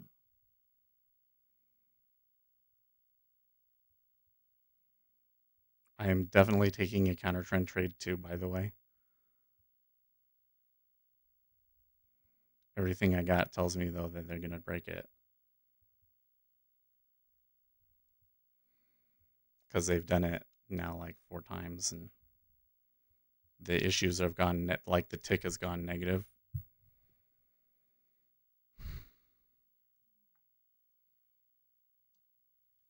Maybe that's just me looking for the high risk, high reward trade. I don't know.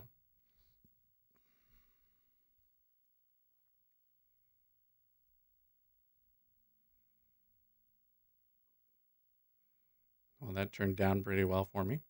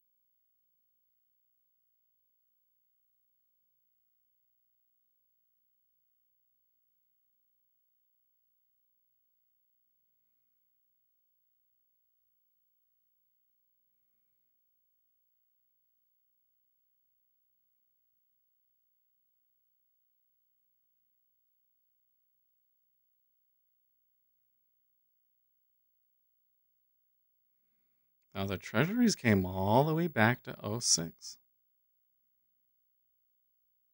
I should have just stuck over there and gone short again. Revenge traded the 10-year, right?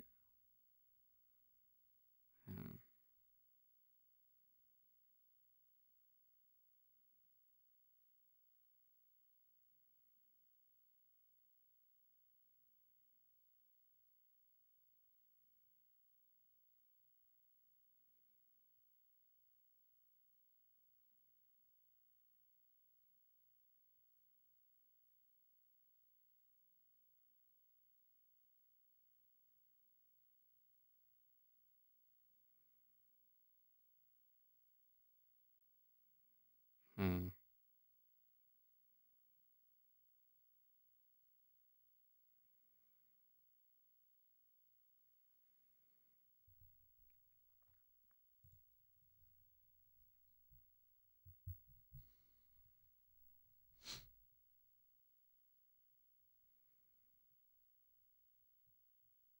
So it's fighting me so hard, I'm going to take a little bit of risk off.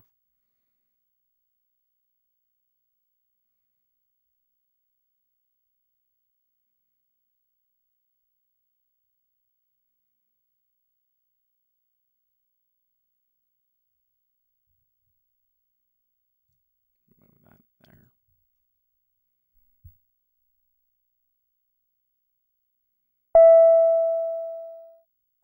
Hmm.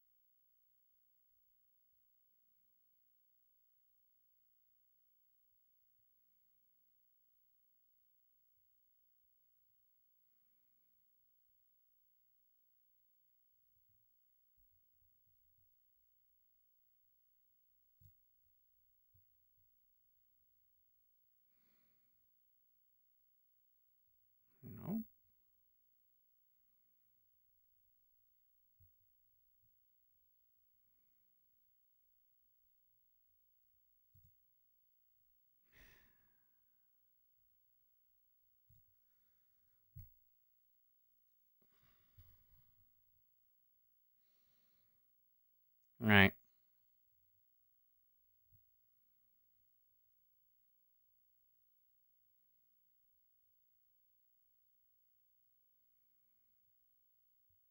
Suppose that last one actually was probably a long one.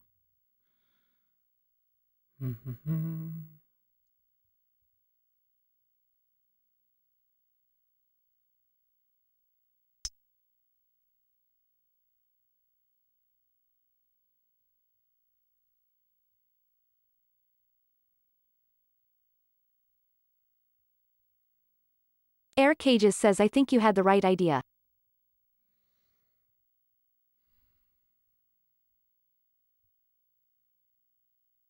And if they're really going to move up, then there's still a ways up to go. They could still make it to 43.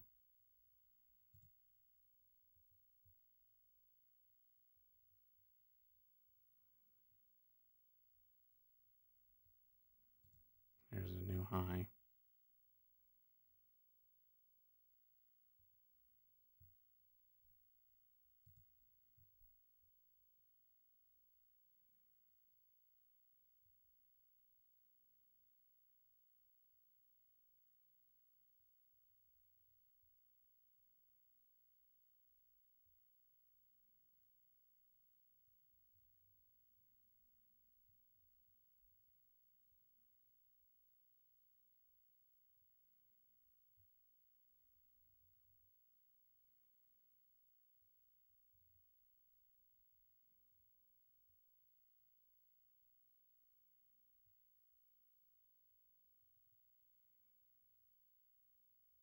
Hmm. It's so funny how once I get in, it starts, even if I win, it starts getting really hard for some reason, right?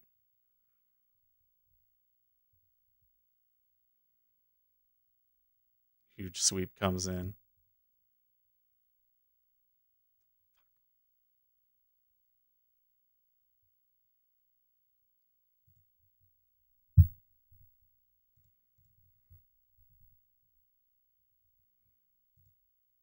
Is that the flip? I don't know, man. Fuck. All right, well, I'm supposed to take this one.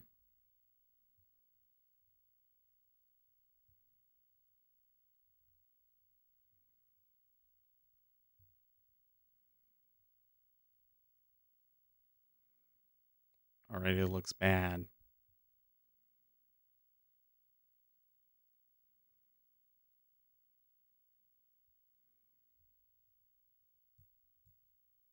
Air Cages says you had the right idea with the short bias. No. It's against the trend, I mean. The only thing that's, well, I mean, we're positive on the hour, we're positive on the 10-minute. We're going negative on tick, though. Slightly. It's kind of between 50 and 10. Come on. I'm so done. I'm just done. I'm so, this is so ridiculous. I have to completely stop this and completely start from scratch because this is not working at all.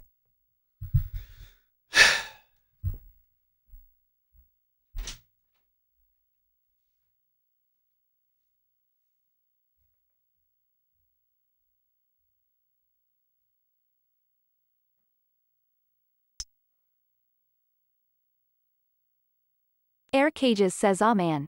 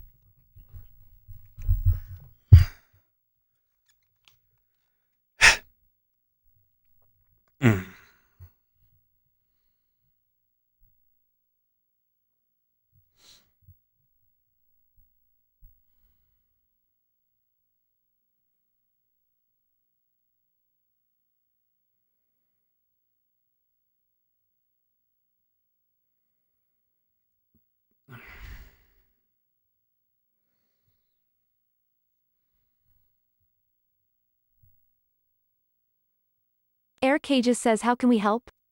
Guido Sledden says kudos form trading live in Seth.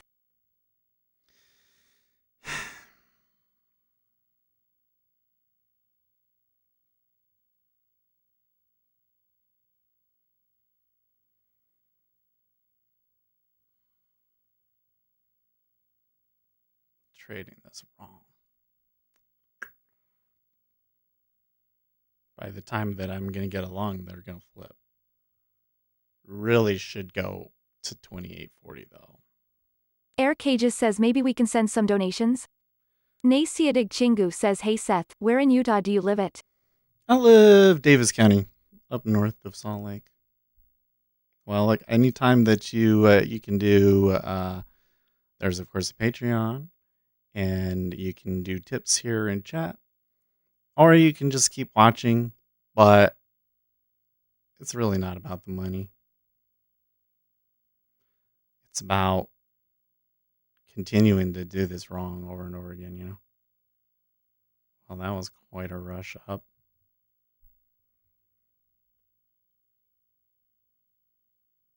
Nasiadig Chingu says what is a good city to raise kids in Utah? Any recommendations? I mean, anywhere in Utah is Trev pretty the much Ace the says same. hello from Australia, Sydney.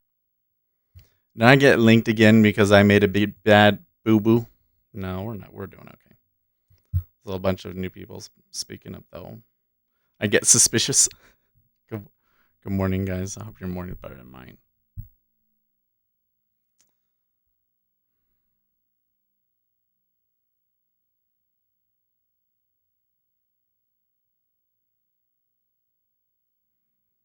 Can't take that one.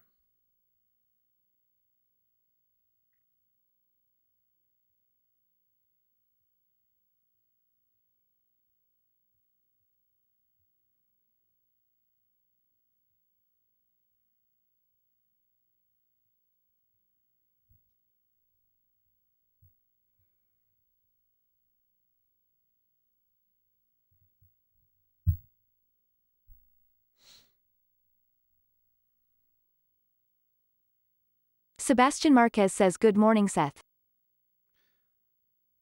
I mean, I want to be long, and they're not giving me an opportunity to do it, and they just keep busting it.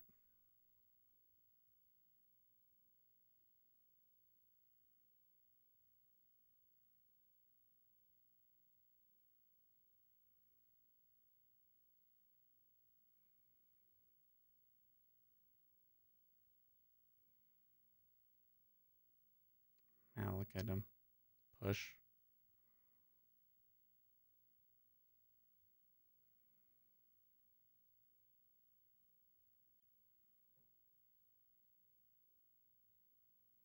Hmm.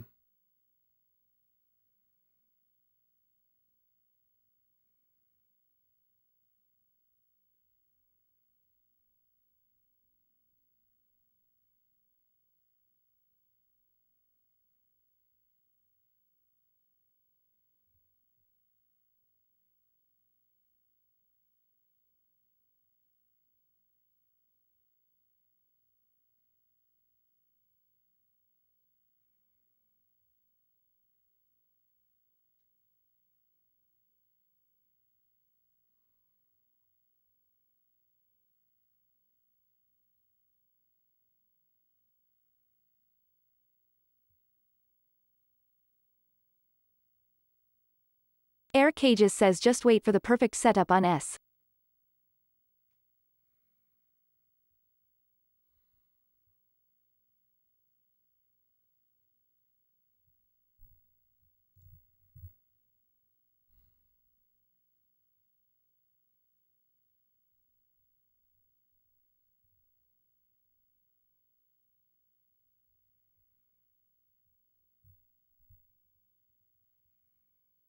Doesn't matter.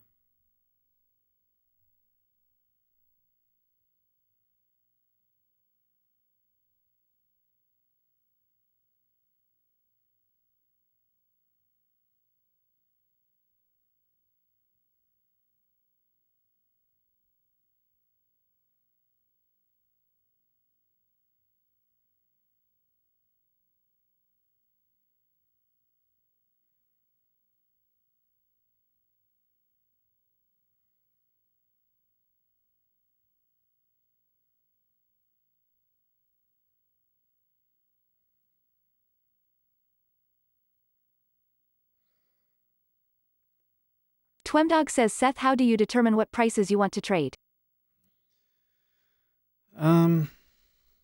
So one thing is I'm looking at points where I can see shifts in momentum.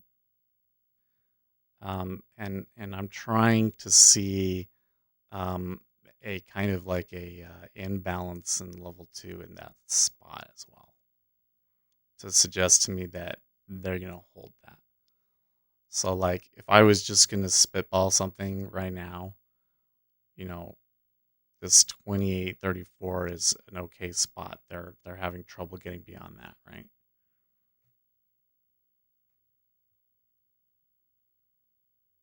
You can kind of see even when they pressure it, the closer they get to that, the stronger the offers get. See?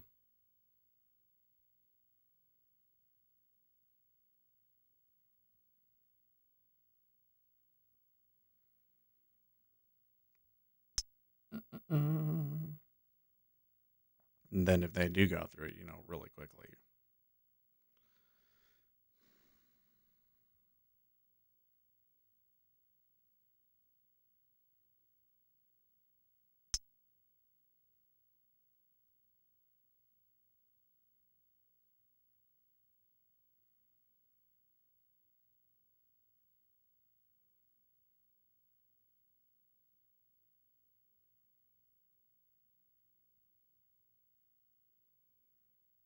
I'm so unbelievably mad.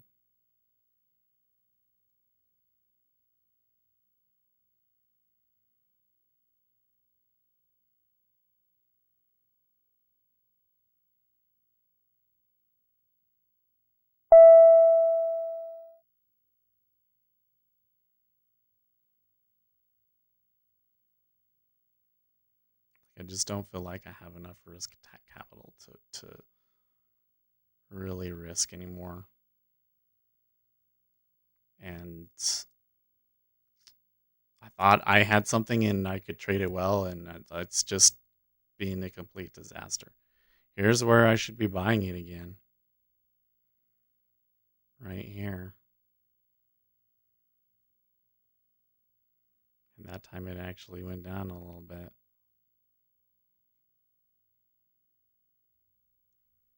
Alright, well. Interesting.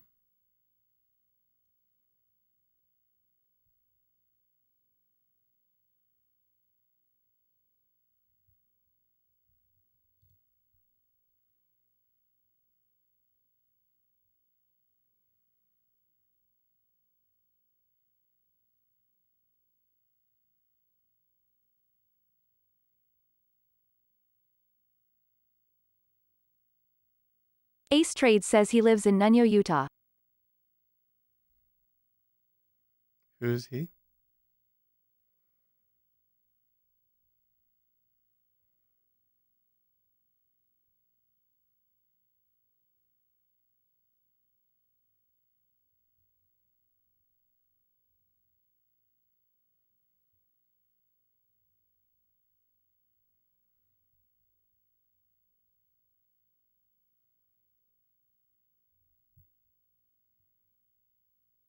Ace Trades says the stalker guy asking for your address. Oh, that's cool. You know him then? Sorry, I did a fat finger on the ES and lost, and I'm really devastated about it.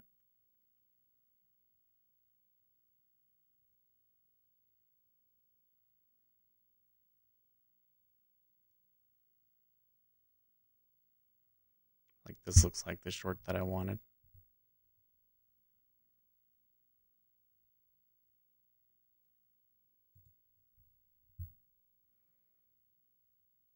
Probably not the best spot, but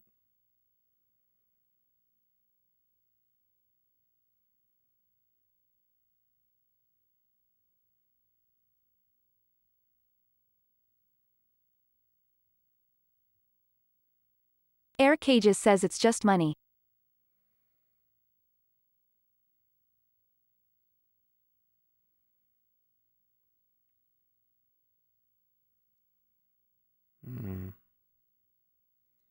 I don't look at it as just money. I think of it as a Air Cages says any advice, Ace? a precious resource that I have been gifted to make progress and become better as a trader. And I just wasted what I had that could be put at risk. And where do I go from here is really rough.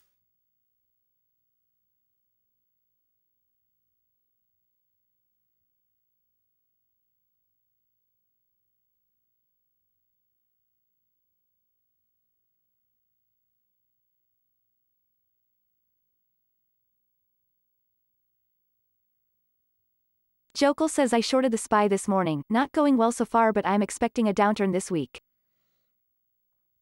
Well, it sure looks like it could turn down for some reason, but we haven't necessarily hit upside targets. So a really strong move down, I don't know if it's...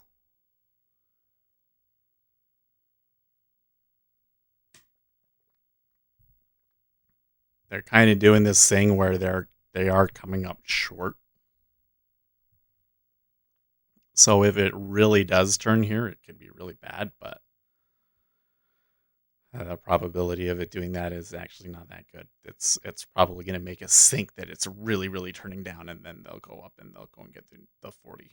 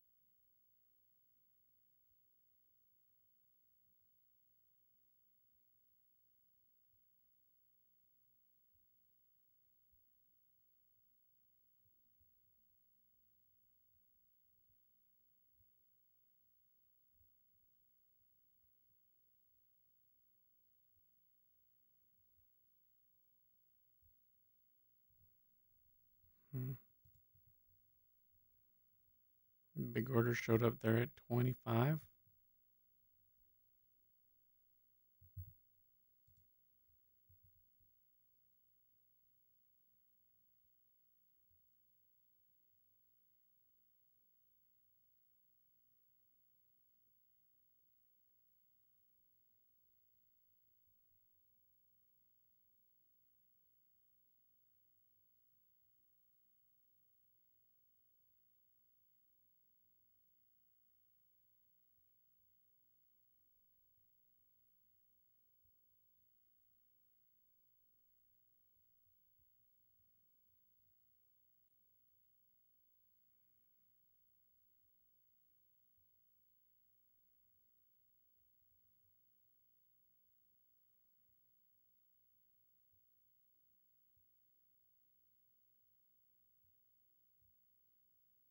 Nasiadig Chingu says who's the stalker? If you're talking about me, you got the wrong person.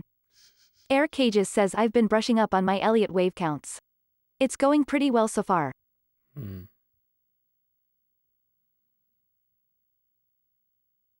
Good luck.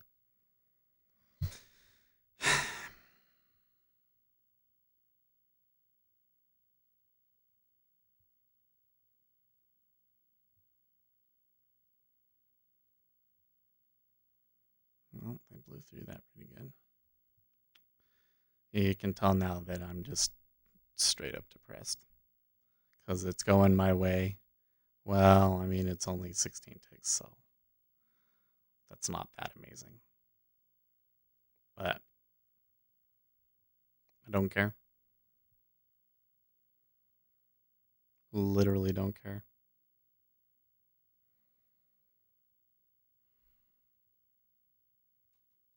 Air Cages says I can't explain why it works. But it's working lol. Seen lots of things that look like they work really well until they don't.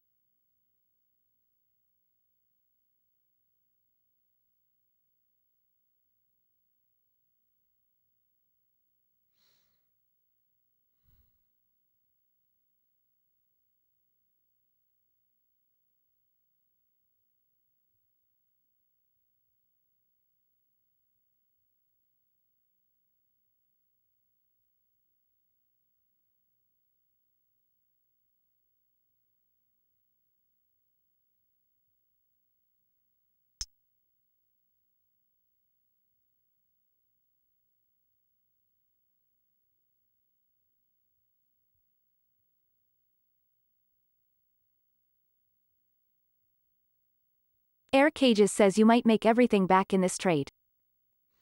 No. Stop saying that. Are you saying that shit to troll me? Either you're... Oh, man. Look, okay, so I am going to say it, but just realize that, like, I'm pissed and it's, like, nothing personal.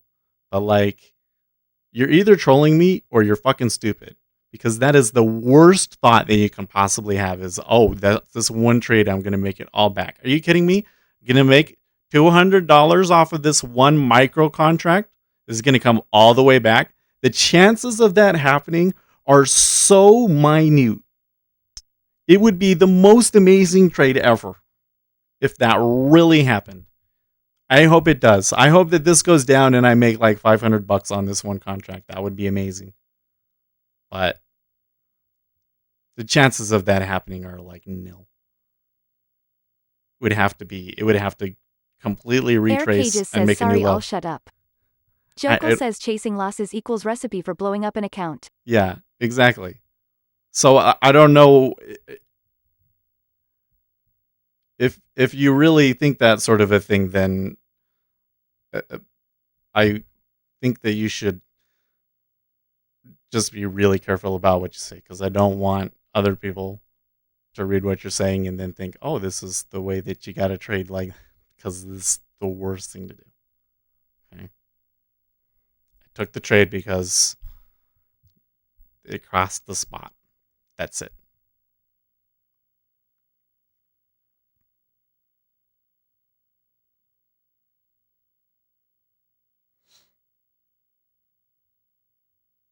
No chasing.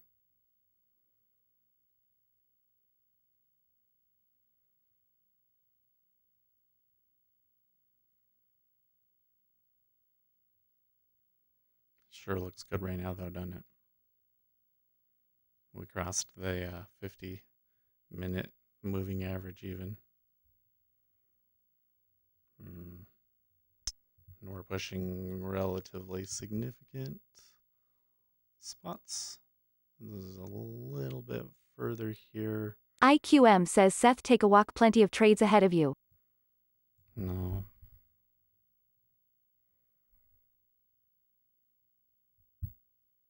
There's not many live trades in our future, unfortunately. RZH says I'm thinking where is Winston's mom face with raised eyebrow. I don't know. It's okay. She doesn't need to see this. Let's not scare her.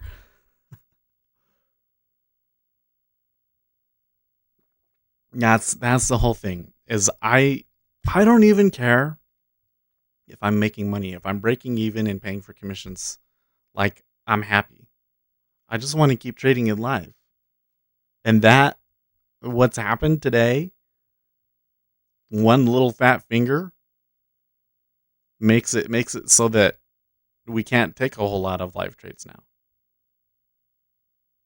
Not until I'm, save up more funds to throw away. Well, tick is starting to go down more.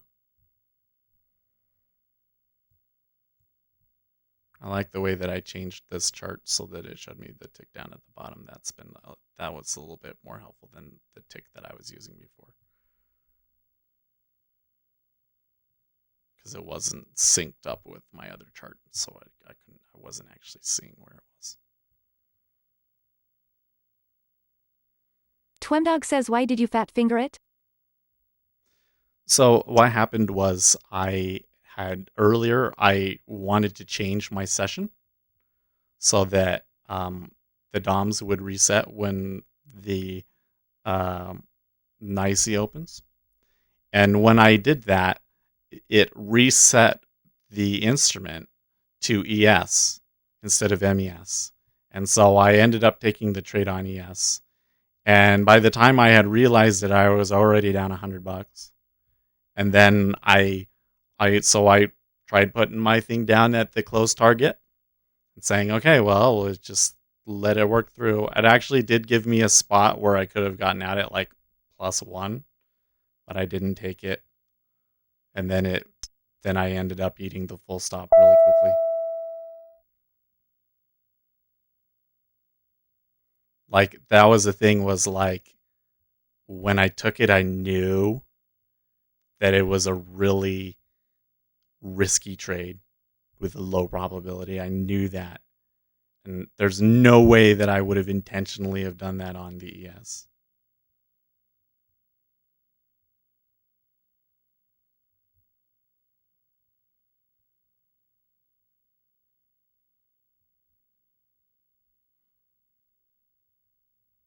It's a little upsetting to me that I got some really good down move there, and that's only 6 Twemdog points. says, call broker. Maybe they give refunds? No, it's not their fault. It's my fault.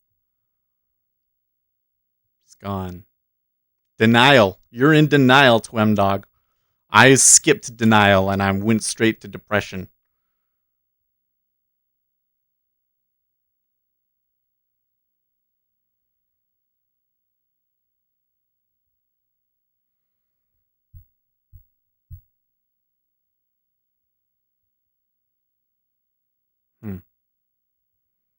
Well, they had a volume cluster at around 22, and they just pushed through that one really well.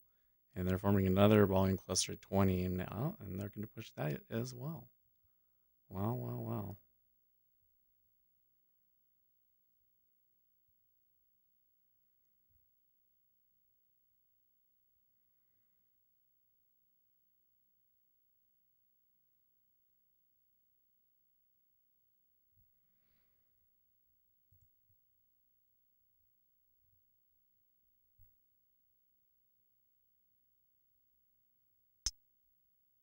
Bot says good morning.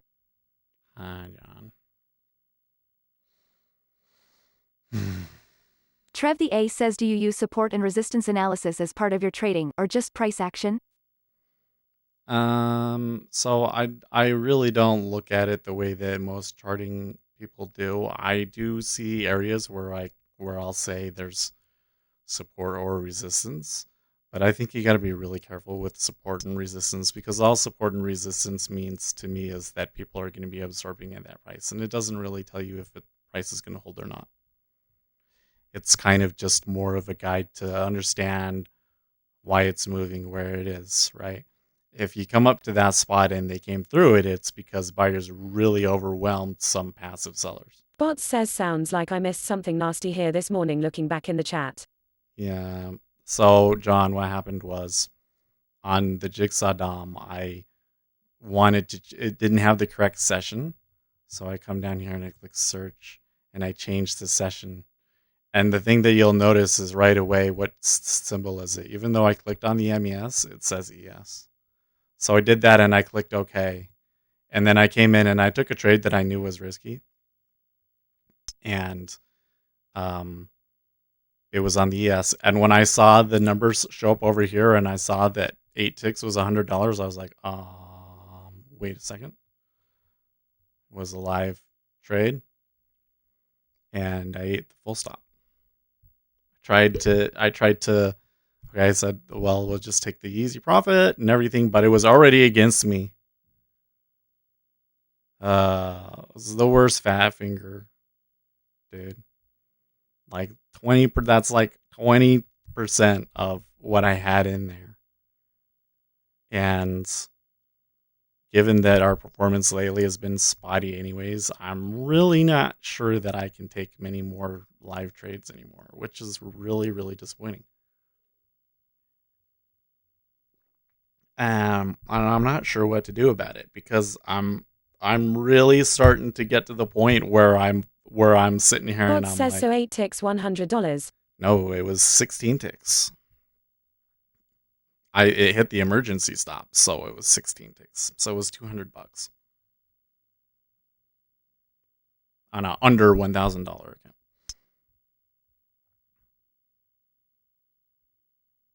So it was bad. I'm like full on depressed right now. Like I'm so, man, so bad. I've got this short and I'm kind of holding it, but I feel nothing. And I watch it and I just keep saying to myself, yep, and at any second now it's going to turn around.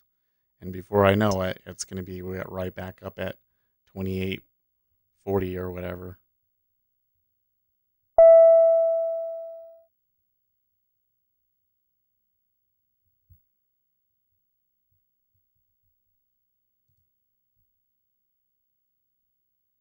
Hmm.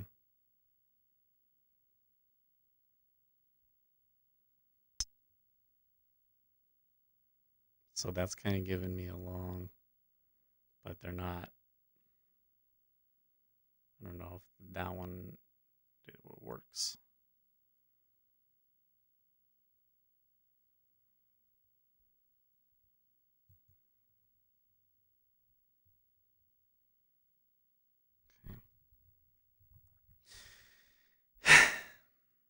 So, anyways, yesterday, because I took a couple of bad trades yesterday, I was sitting there saying, well, I maybe need to stop and start from scratch again. But now I really can't mess around anymore, right?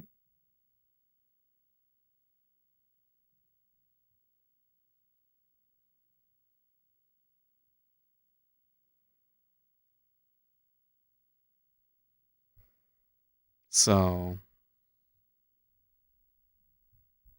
and it's just coming back to the like, at what point do I have to accept that I'm just not going to make money and that I need to just always trade sim, never trade it live, you know?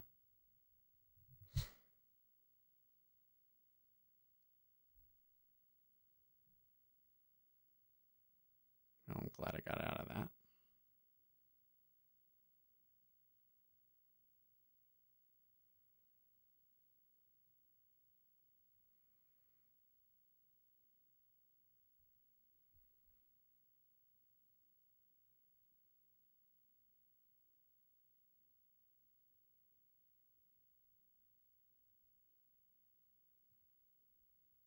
In fact, I should have reversed, frankly.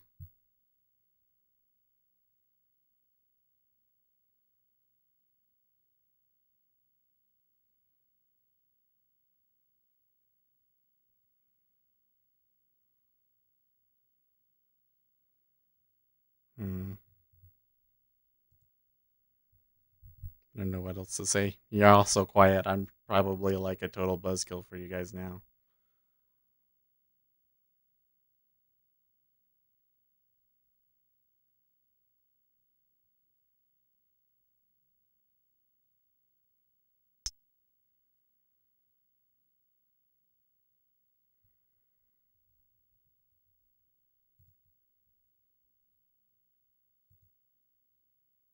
Bot says an execution mistake like that is an honest mistake anyone could make. It doesn't mean you can't be a winning trader. Well, that JB is says true. hang in there. I made the same mistake a bit back. Slowly one micro trade at a time coming back.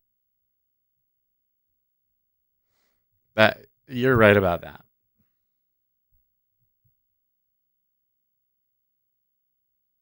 It's just kind of like with everything else. It's like, okay, down to $100.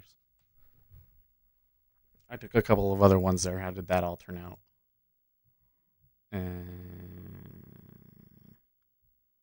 Yeah, no. Trev the A says looks like they want to retest the 2837 area. Low energy, not sure it'll punch through unless. Um,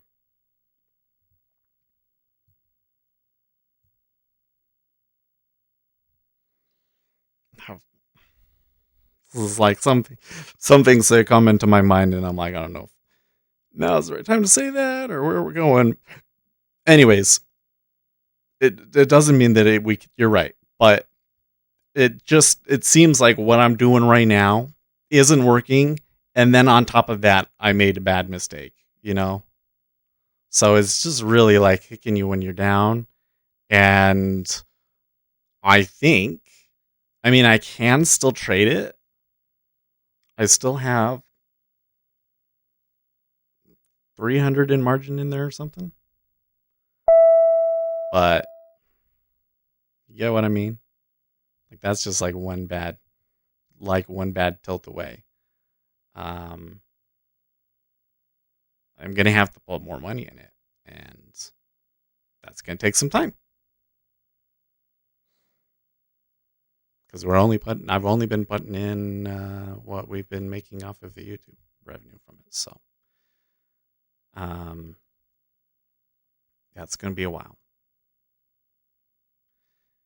And probably not going to make it back from trading. From the way that we've been performing, it's not going to make it back from trading. This one is flat. I don't know what to think about this spot right here. They might turn back down again, but I think that we're in a spot that we shouldn't be messing with.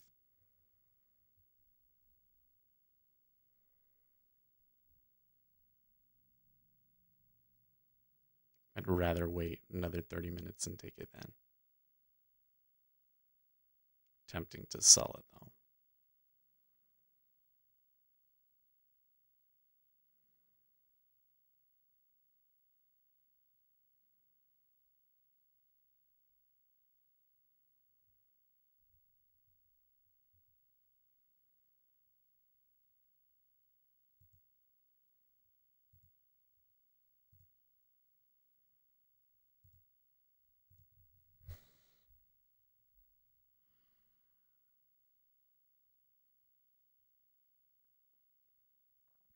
Anyways, like the one thing that I am good at is I can make pretty great indicators. I can't tell you that any of them are going to make you money, but I can make just about anything that people want.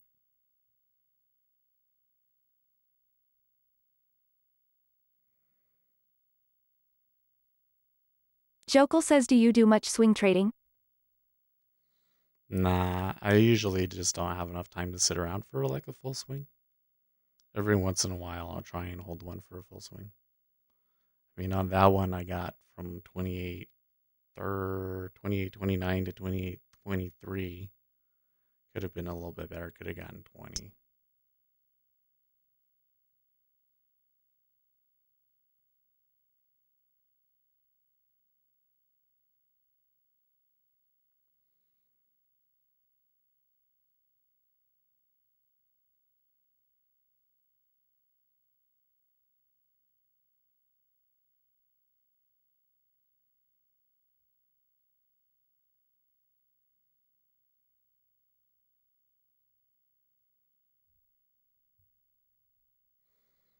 Bots says, what time of day was this trade of yours? It was at 7:52 my time. 9:52. So it was about an hour ago. Wow, it's been an hour? What the fuck? Wow.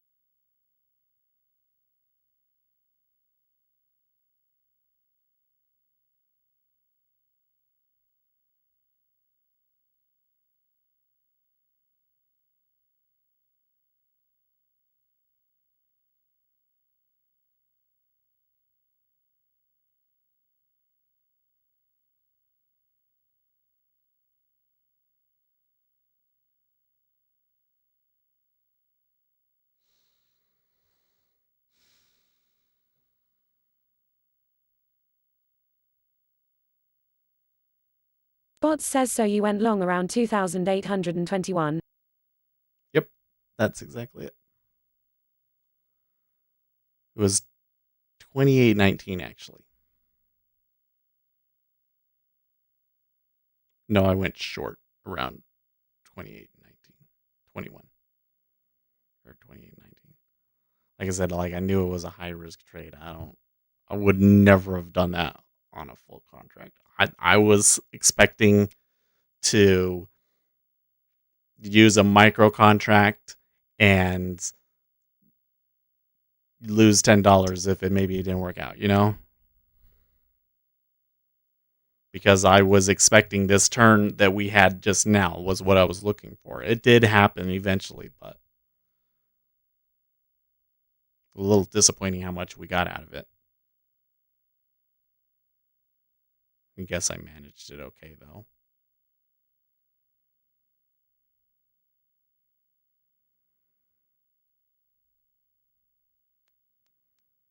I lost. I should have taken that off. I should have made 40 off of that one, but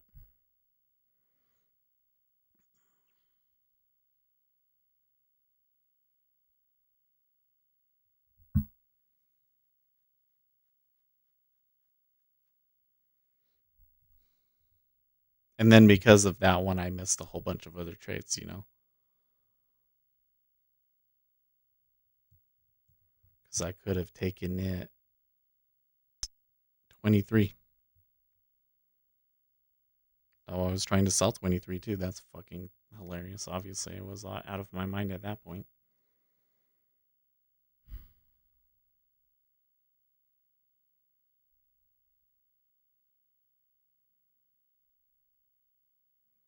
They're turning down again. I feel like I would maybe be favoring shorts a little bit, but it's questionable in this area. This looks like an area where I would just get chopped up.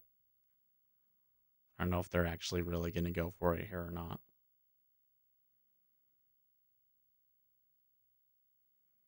It does appear to be some sell pressure. Mm-hmm.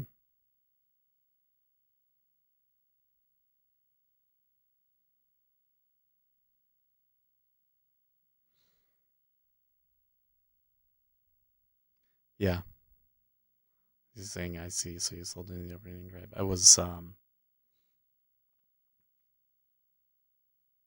well, in my mind it's not the opening drive. In my mind, like what I consider the opening drive is just like that first pivot to like 28.14, but it doesn't matter.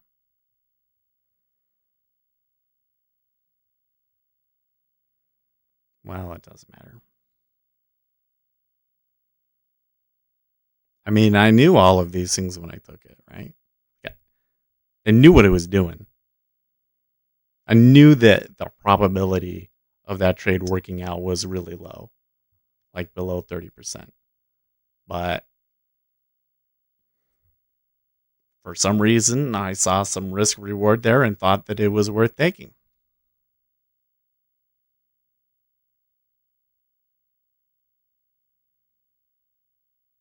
And if it had only been a 10, maybe it would be.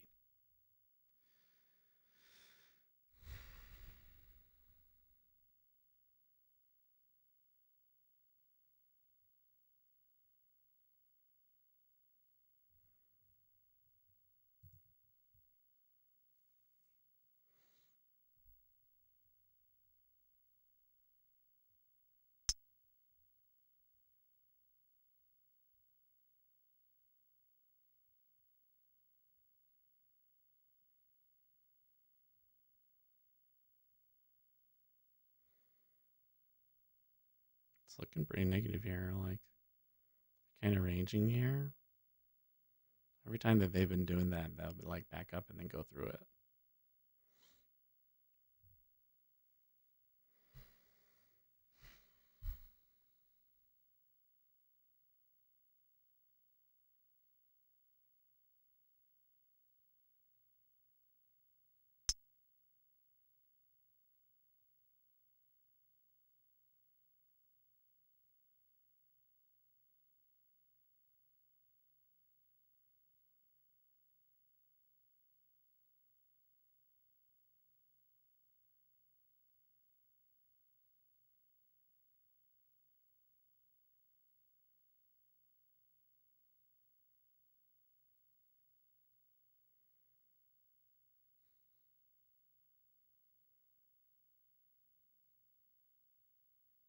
Also, our text to speech thing just barely died there. That worked so well. 53. Goddamn, I'm going long now? Well, I'm still in favor of the long, yeah.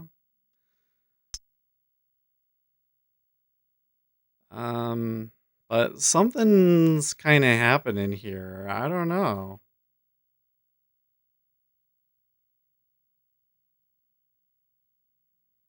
I can't really act in this area. I was being cognizant of the time of day. And really up until 9 o'clock, I often have difficulty with that time period. And you can kind of see how that all from 8:43 to 8, from now has just been messy. And I'll always end up in trades here that like never turn out.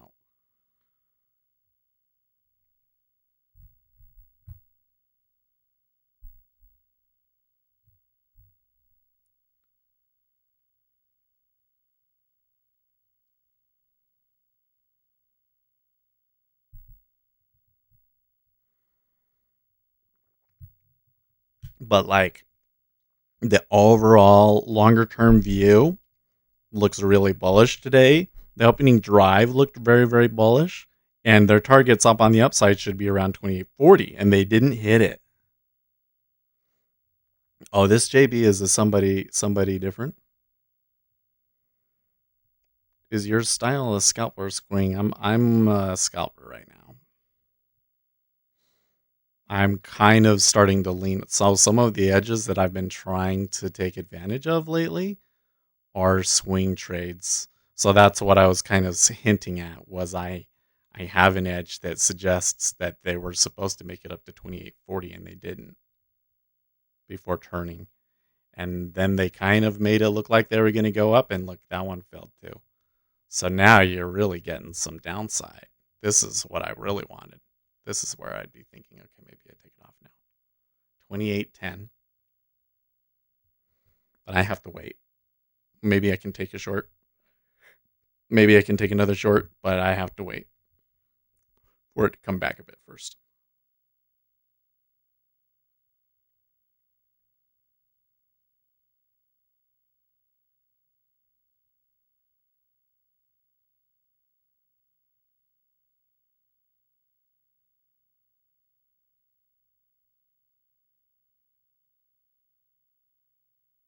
Jeez. Oh, that one's a little weird.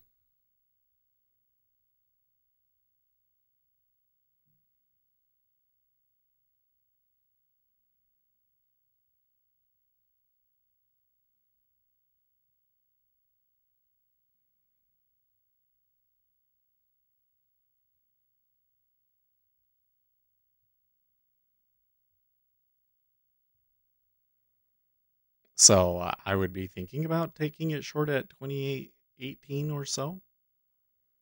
But because of the way that that turned, I'm afraid to do it.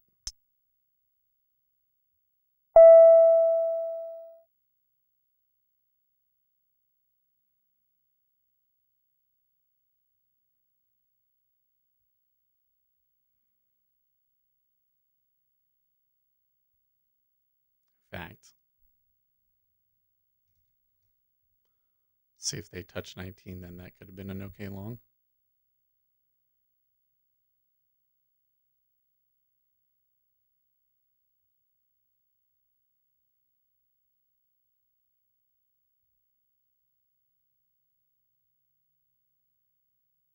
Sure.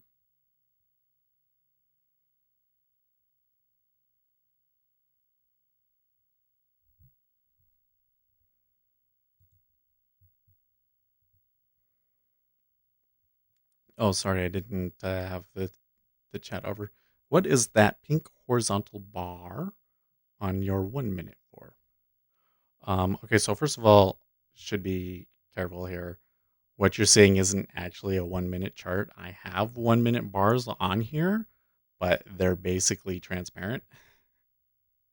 So you're actually looking at a one range chart, and then these ones behind are 5 minute charts. And the which one is it? What did I put it on? The 5 minute. So this pink bar means that in the past 5 minutes, the highest amount of volume traded at 28.18. That's what that means.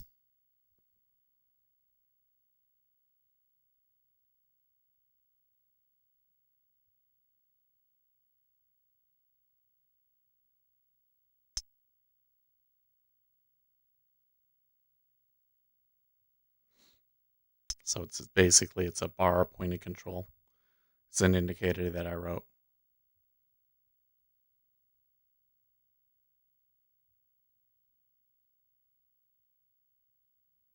Thinking about changing it because I wish they would draw across this whole bar thing. There's no way to get it to do that without. Well, you can do this. I'll show you. Maybe we should do it this way, in fact.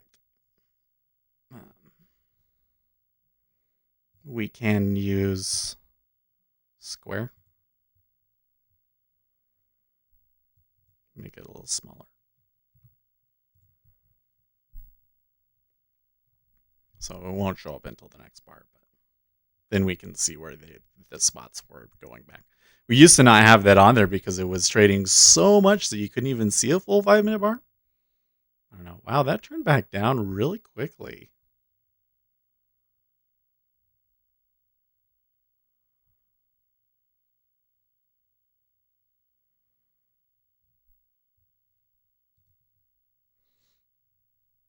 So are they?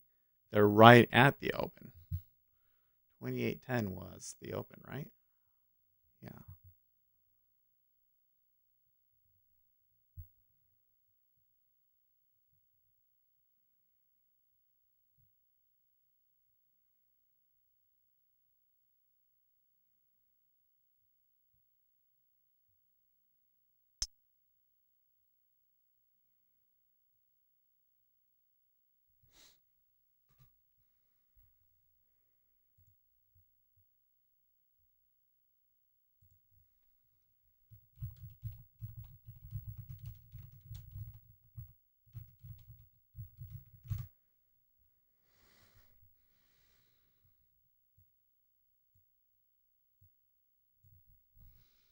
What should we use?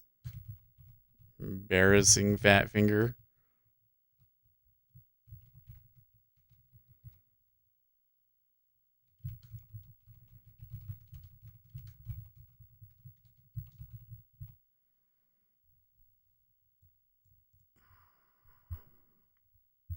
How about that?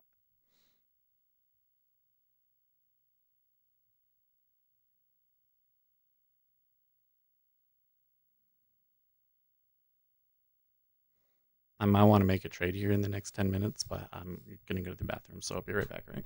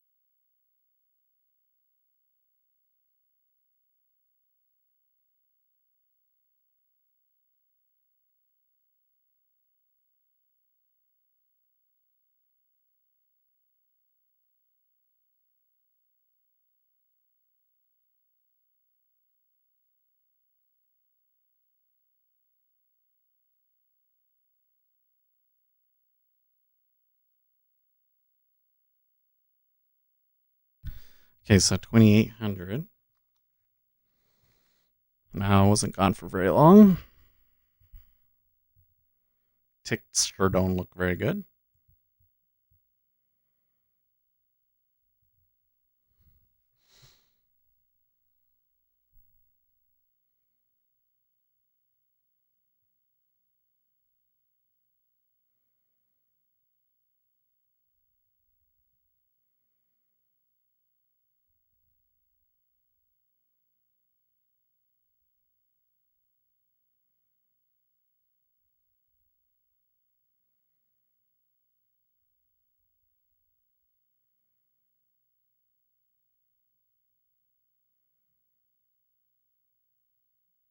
He's really trying to push it.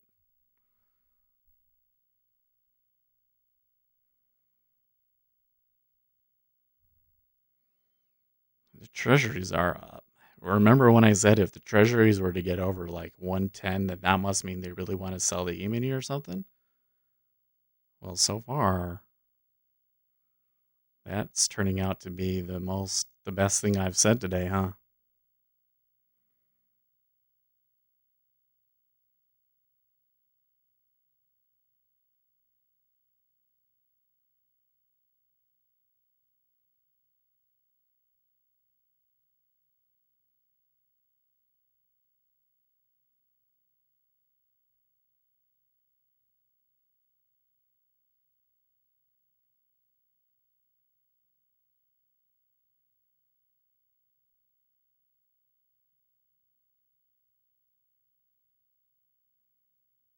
Hmm.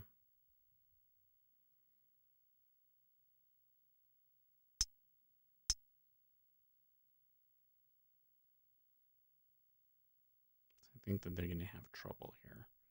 Trying to get lower. They're going to have to come back. It would be right in the spot that I want.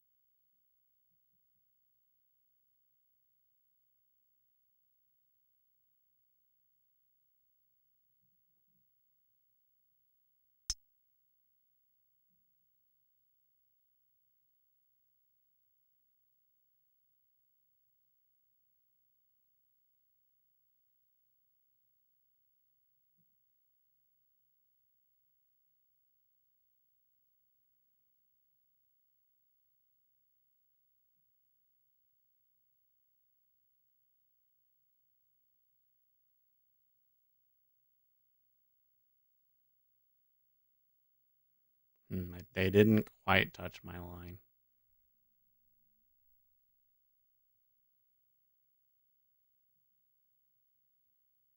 So they might be able to take another step lower and tag 28.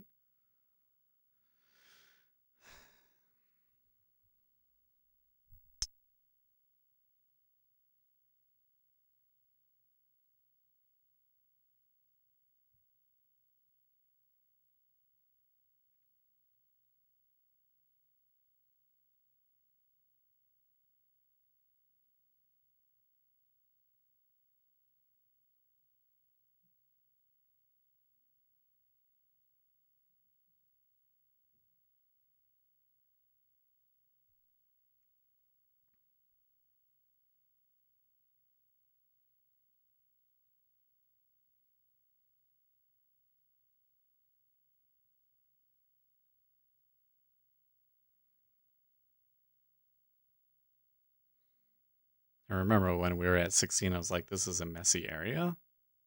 Should I have taken that? Hmm.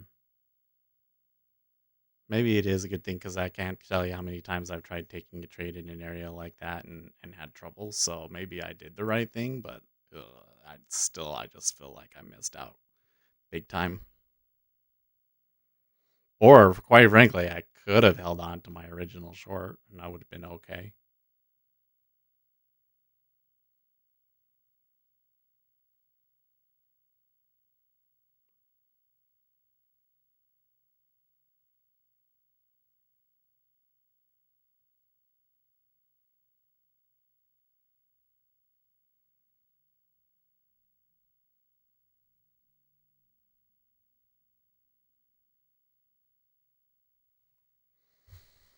Mm-hmm.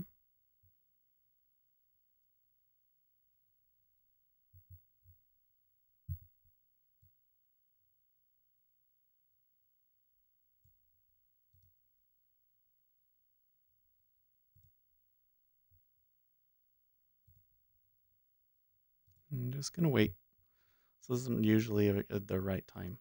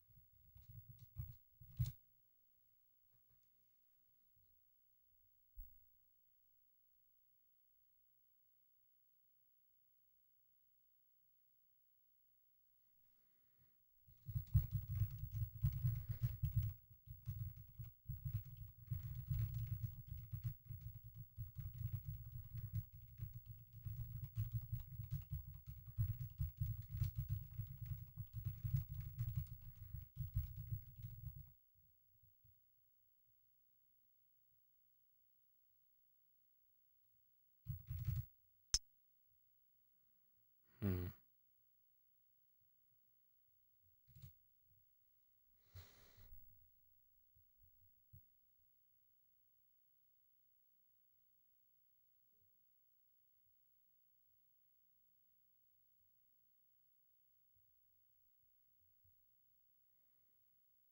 Okay.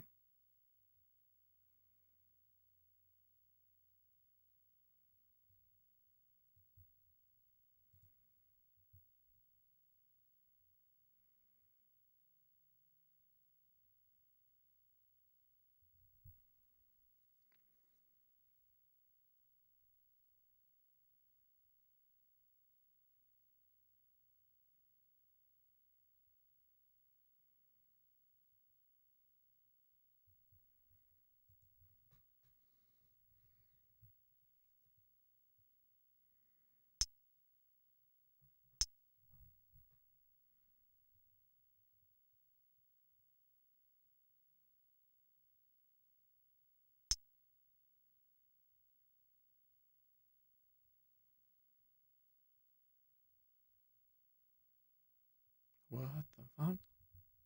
Did you see that?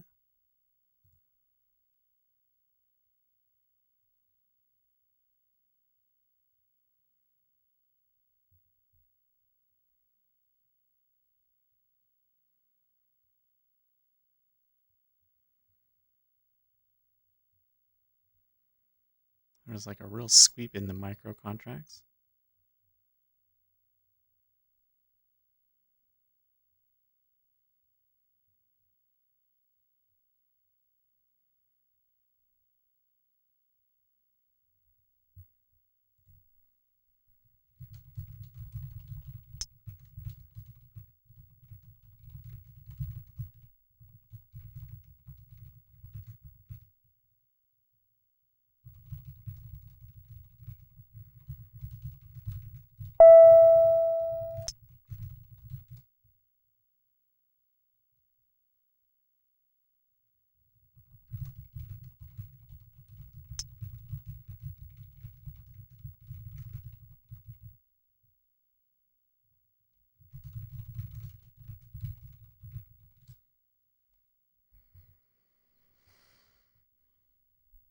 Hmm.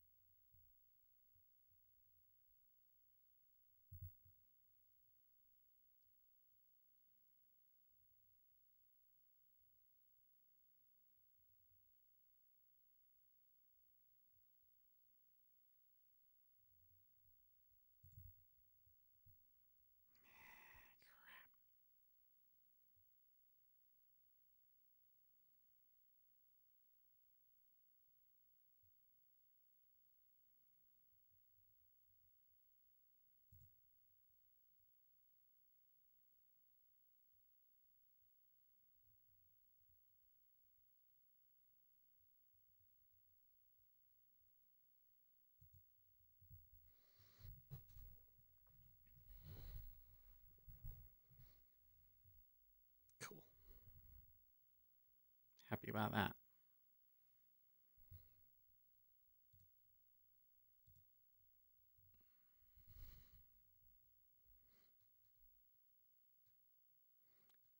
You can cover your profit and loss with tape. That was something it helped me. With tape, what do you mean?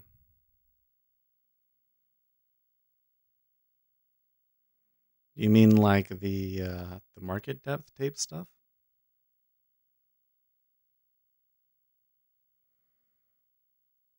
I mean, the profit and loss thing ain't on there for you with guys, it's for me. I find it useful.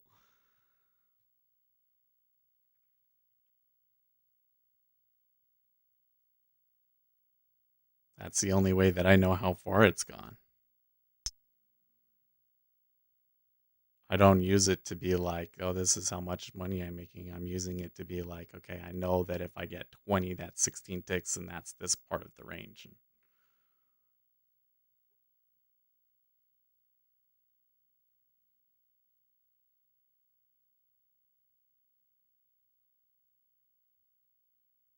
Okay, so this is the time.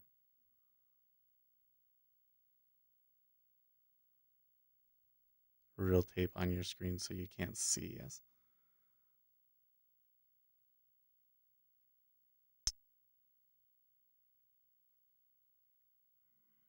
Plus, I need to know. I have specific like profits and losses where I'd like to see them, and I don't like to put my order out until it's like right there.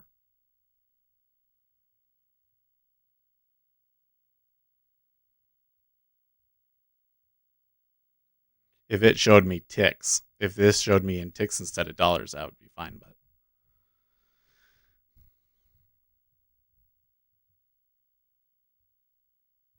not only that, but I think it helps new people looking at it to understand what they're seeing.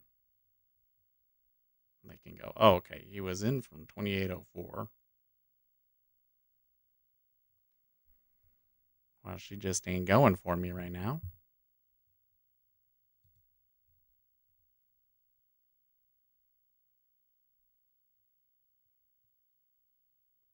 Super strong buying right there. Man. Am I getting it wrong? Am I wrong? Oh my gosh, have you guys ever seen that audio?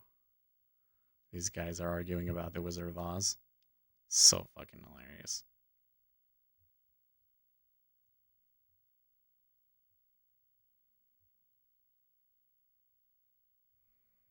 Wow. The level 2, the stacking and pulling is awfully positive right there. I don't know about this.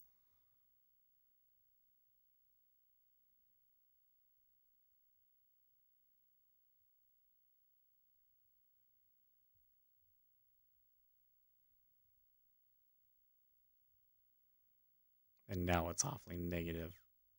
Oh, they're messing with the tape like crazy hard.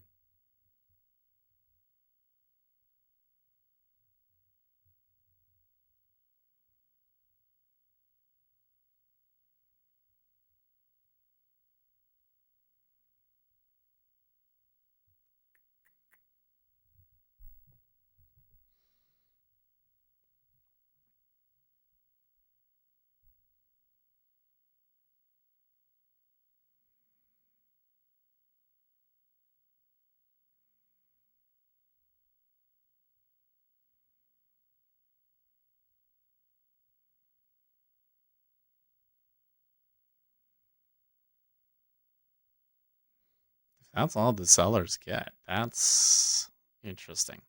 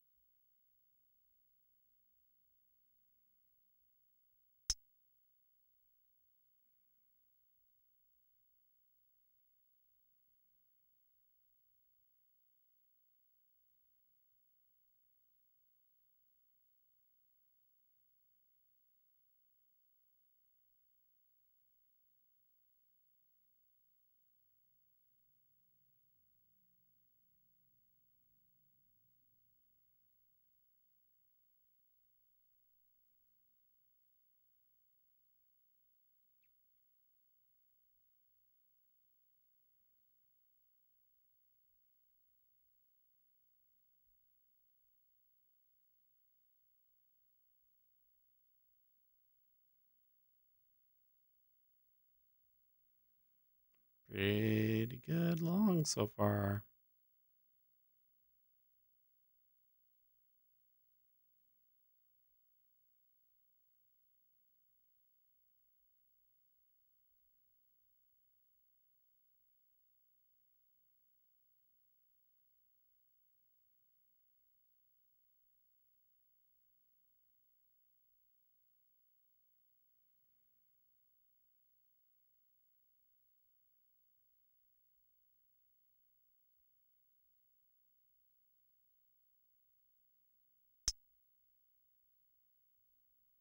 It's like you waiting for it to come back and it just never does. This is... Okay, I've never seen it move that fast since I've been watching this. Maybe I have. That's a little extreme though.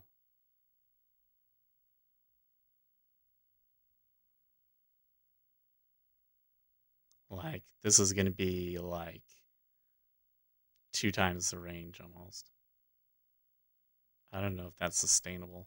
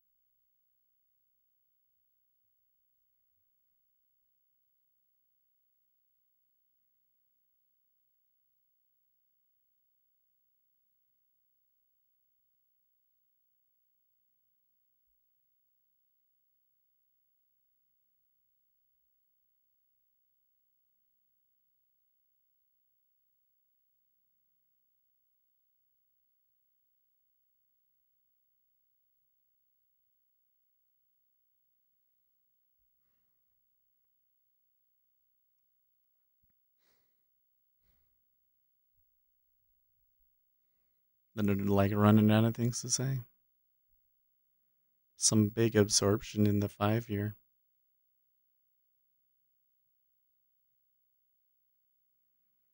I wonder what's going on over there. All right, well, it's time for me to shut it down, so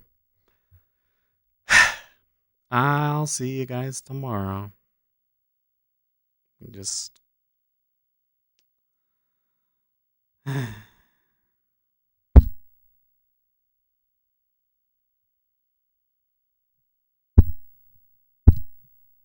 sucks so bad, guys. You just sit there and you're like, well, what do I do now? But there is nothing to do now. All right, tomorrow. Stay profitable, friends.